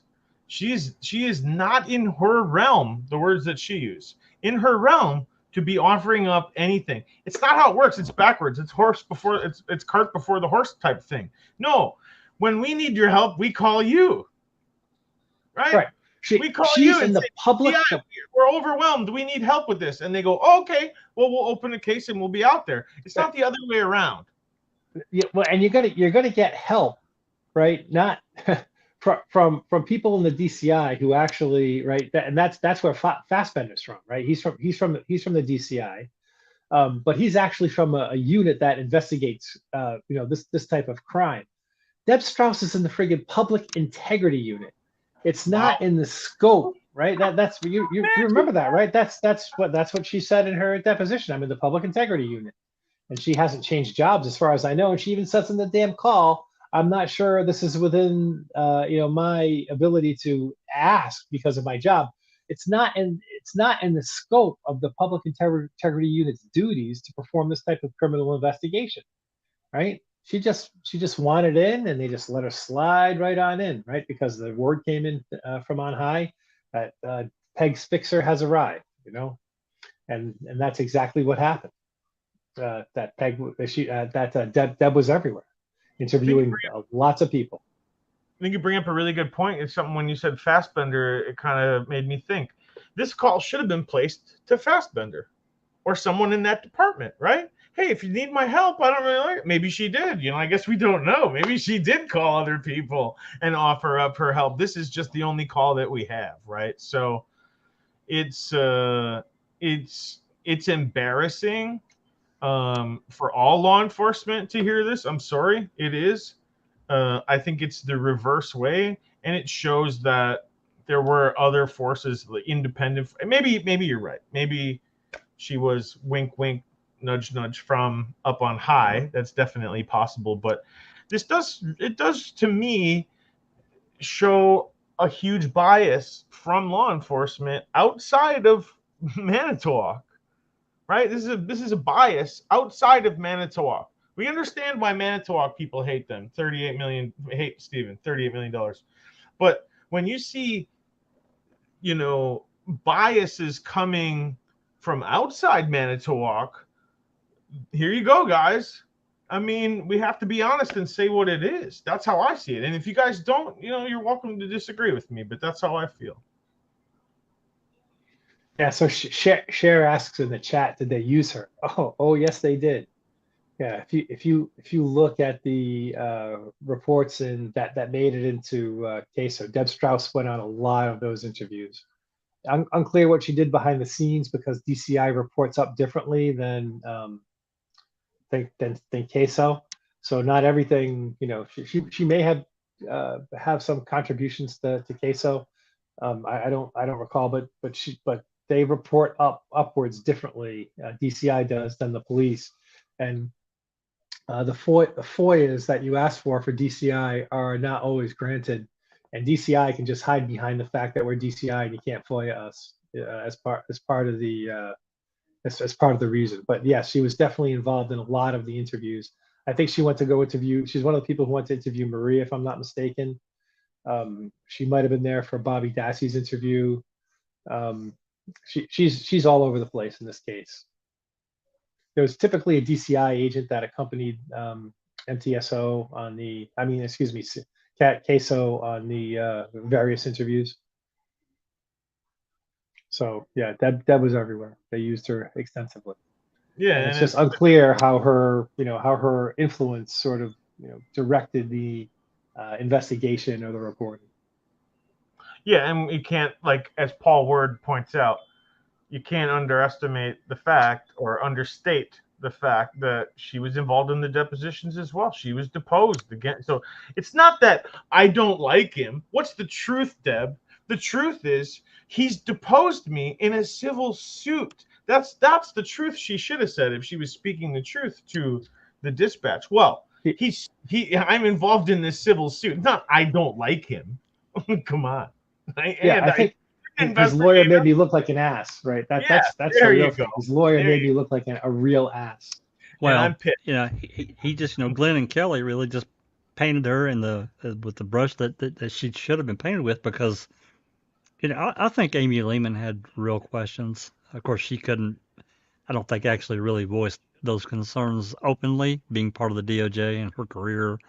I think she saw the writing on the wall and she conformed as best she could, but there were still some things, some glimmer from her that came out. She had to work with this senior agent. Strauss had been on the job for forever. And another interesting thing about Deb Strauss, and this is really a little bit off topic, but it really is kind of on topic as well, as it concerns Deb Strauss. And I'll just throw this in. This is I'm not trying to color I'm not trying to manipulate anyone's thinking of Deb, but I'm probably not going to say what you think. This is from just looking at all the various recordings that we do have, and we have basically almost nothing from Deb Strauss, yet she was present at many, many interrogations, or not interrogations, but interviews, and she was heavily involved in this case. But yet there are many interviews that, and she from being from the Public Integrity Unit, she would have known that these interviews should have been recorded, and yet supposedly they aren't.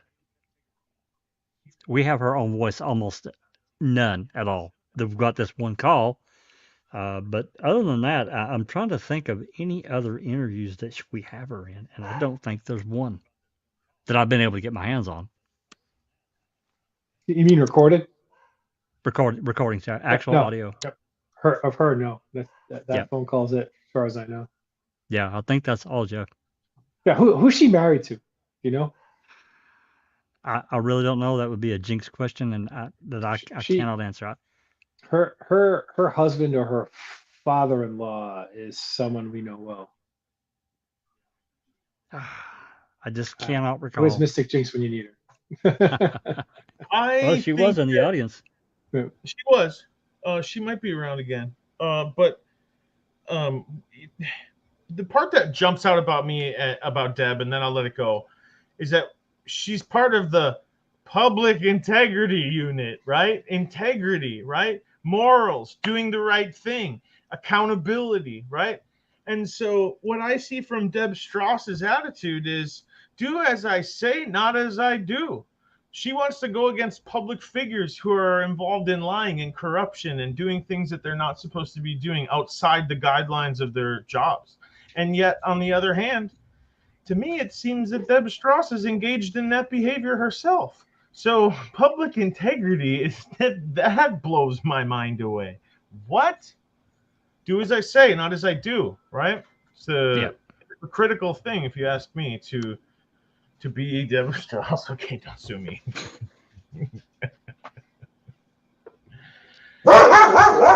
Yeah, that's it. That's the call, guys. That's the 3 bells. Pupsy, what's your dog's name, Big Jeff?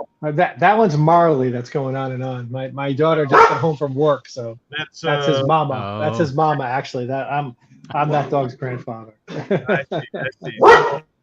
That's 3 barks from Marley, and if you guys know at home what time that means it's time for some wrap-up comments. So we will stick with tradition here on this live, Big Jeff, and we will give you the lead off to the wrap-up comments. And I just want to say before that This has been a blast. It's been a lot of fun.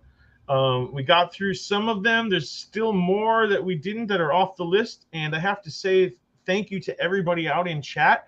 I am going to have to go back and review because there were so many good potential MAM miracles that we left out in chat alone that I just want to say thanks to everybody out there. And with that said, I'll throw it over to Big Jeff. So Big Jeff, it's your turn. Wow, it's just it was a lot of fun doing the live. We should do it more often. And you know, I think really the good summation is that I think it's going to be hard to find another case with so many miracles, right? And really the whole essence of the MAM miracle is that just the improbability of these things that we've discussed today happening just points to the setup that happened to Stephen and unfortunately poor Brendan. Oh my God. So I'm just going to leave it at that short synopsis, right? Because there's just no way that these things happened with any realistic probability. It was a setup from the beginning. It all goes back to 1985. Avery need to go away, and it was well orchestrated by the state. So that is it. Well, absolutely, Big Jeff. I think sometimes you said a lot, so a nice sweet wrap up is good. Short and sweet sometimes is really good. So we'll move over to Jack. And Jack, where are you at? What do you think about today's live? What about the MAM miracles? What sticks out at you? Well, you know, it's I think it's always good to talk about these things that just seem to happen just in the nick of time, or like it's a one-off, and you think to yourself, how the hell did that come about? It just so happens they found the RAV on the Review property. Some volunteer person that, you know, just happened to find it. Well, that's not really how it happened. It just so happened they found some stuff at Cuss Road that, you know, it just really got ignored, and some stuff in the quarry. That's later, but let's try to keep the timeline. Sorry. And then on the 8th, they just so happened to find this pile of bones in the burn pit, which we can clearly see from the photograph I put up. They didn't. There was nothing there. Where the hell did it come? So anyway, long story longer. I think it's important to keep these things in front of people. You know, I talked to, I've seen from various guilters, you know, as truthers, we try to lay claim to lack of evidence, and they say that's not evidence at all. But when you can clearly show, like we have shown tonight, that this is evidence of something else, it doesn't matter if we can see it. We can see the end result, and that's what really is key, and what was used against Stephen and Brendan in the final result. We have to keep that in front. We have to keep it in people's face. We have to inform the new people that may have, just now getting involved in the case, getting their feet wet, and they want to know more. We need to involve them and show them, we're not crazy. We're not out there on, planet Pluto. This is real stuff. Sure, we speculate, we formulate, we theorize, we give opinions, but at the end of the day, I'm really more of a fact guy. I do use speculation. I do make some leap, but I try to make it an intelligent leap. There you go. I think it's great. I think we should do it more often, as Big Jeff said. So lots of fun, good stuff. Thanks, Jack. Yeah, I agree with you. And I got the poll out there. We got 13 votes. I'm going to end it right now with, should we do a MAM Miracles Part 2? And that is yes, 100%. As I said, it's not easy to get 100% on these polls. Sometimes you get some dissenting opinions. So pretty happy about that. Thank you for those comments, Jack. Kel, if you wouldn't give us your wrap up there and kind of lead us out of this live. Yes, sure. In my wrap up comment, I'm just going to say thank you to everyone for joining. I want to just thank the panel for being here and having a discussion. My wrap up is just going to be what I was going to circle back to before, just because we can, and it was A23. I went back and I had a look and I shared some exhibits and extracts of what we have from the court and from Sherry Colhane's analysis of A23, just so we can get some facts out there again, just so we can all be refreshed. So the first one I'm going to just read out, and Jeff Jones, when I read it, you can probably know this one up. Do you want to take a look and see which one I have up? Okay, yeah, sure. Yeah, that we can start with that one. So the first one is what I was talking about in the live when I said that she was put on the spot because of Ken Kratz. Here you can clearly see that. This was Buting that did the cross-examination. And obviously, I'm just going to quickly go through it. It's literally only a few sentences. Question, that's the item then that became A23? Answer, yes.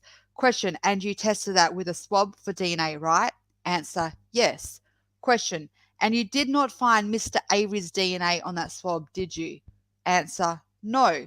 Question, and so if Mr. Kratz was in his opening statement told the jury with a PowerPoint slide right up here showing that with the circle around that rear door and said that there would be evidence that Mr. Avery's DNA was on that door handle, that would be wrong, wouldn't it? And I apologize because I didn't send it to Jeff Jones, but the other bit it carries on and it says, answer, based on my results, I didn't find Stephen Avery's DNA on that sample. Question, in fact, you found Mr. Avery's DNA nowhere on that rear of that vehicle at all, correct? Answer, correct. Question, even more so, you never found Mr. Avery's DNA anywhere around the outside of any of the door handles of that vehicle, did you? Answer, no, but I didn't test any of that exterior doors.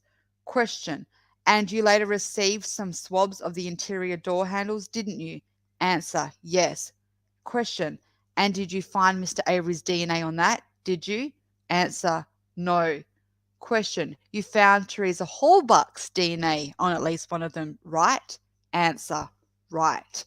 So I just wanted to say that in totality, she doesn't mention anyone but Stephen Avery. Buting was just trying to focus in to correct what Ken Kratz was trying to lead the jury at the beginning. The next part of it was I wanted to share was this part. So this is the conclusion of her analysis of A23. In addition, human DNA isolation was also performed on items A11, A23, AJ, AK, LMN, TSU, CR1, DD1, and DD2. Partial DNA profiles were obtained from items A23 and DD1. Due to the limited genetic information, these profiles are insignificant for interpretation. Therefore, again, it doesn't give a gender, male or female. The genetic information isn't there. So she alleges.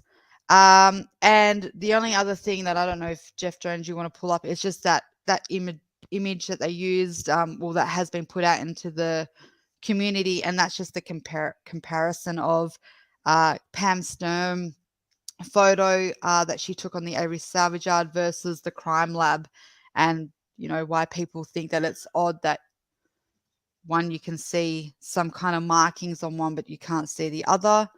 I just kind of want to address that because again that's what we're talking about. We want to keep facts in the case. Of course, I went back and I had a look. I think the discrepancy that people get confused with the male DNA, where everyone's like, oh, it's confirmed as male. I think that was more so the license plate. The license plate came back as a male DNA. And I think there's just a few things that kind of, and that happens in this case. Sometimes we misremember certain items or certain facts belong in different areas because it all kind of comes back together. So I just wanted to address that.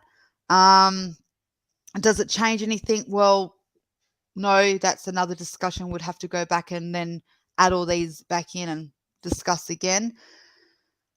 That's all I've got. I just want to thank everyone again, and I just wanted to address these little points. Well, absolutely. Thank you, Kel, for addressing those points, and I hope I got the photos up that you were looking for. And Big Jeff has hit the sound, and he's going to lead us out. He's going to lead us out of the episode. So thank you, everybody, for coming for the MAM Miracles special. We'll see you. This is Jeff Jones saying this has been MAM Miracles. We'll see you guys on part 2.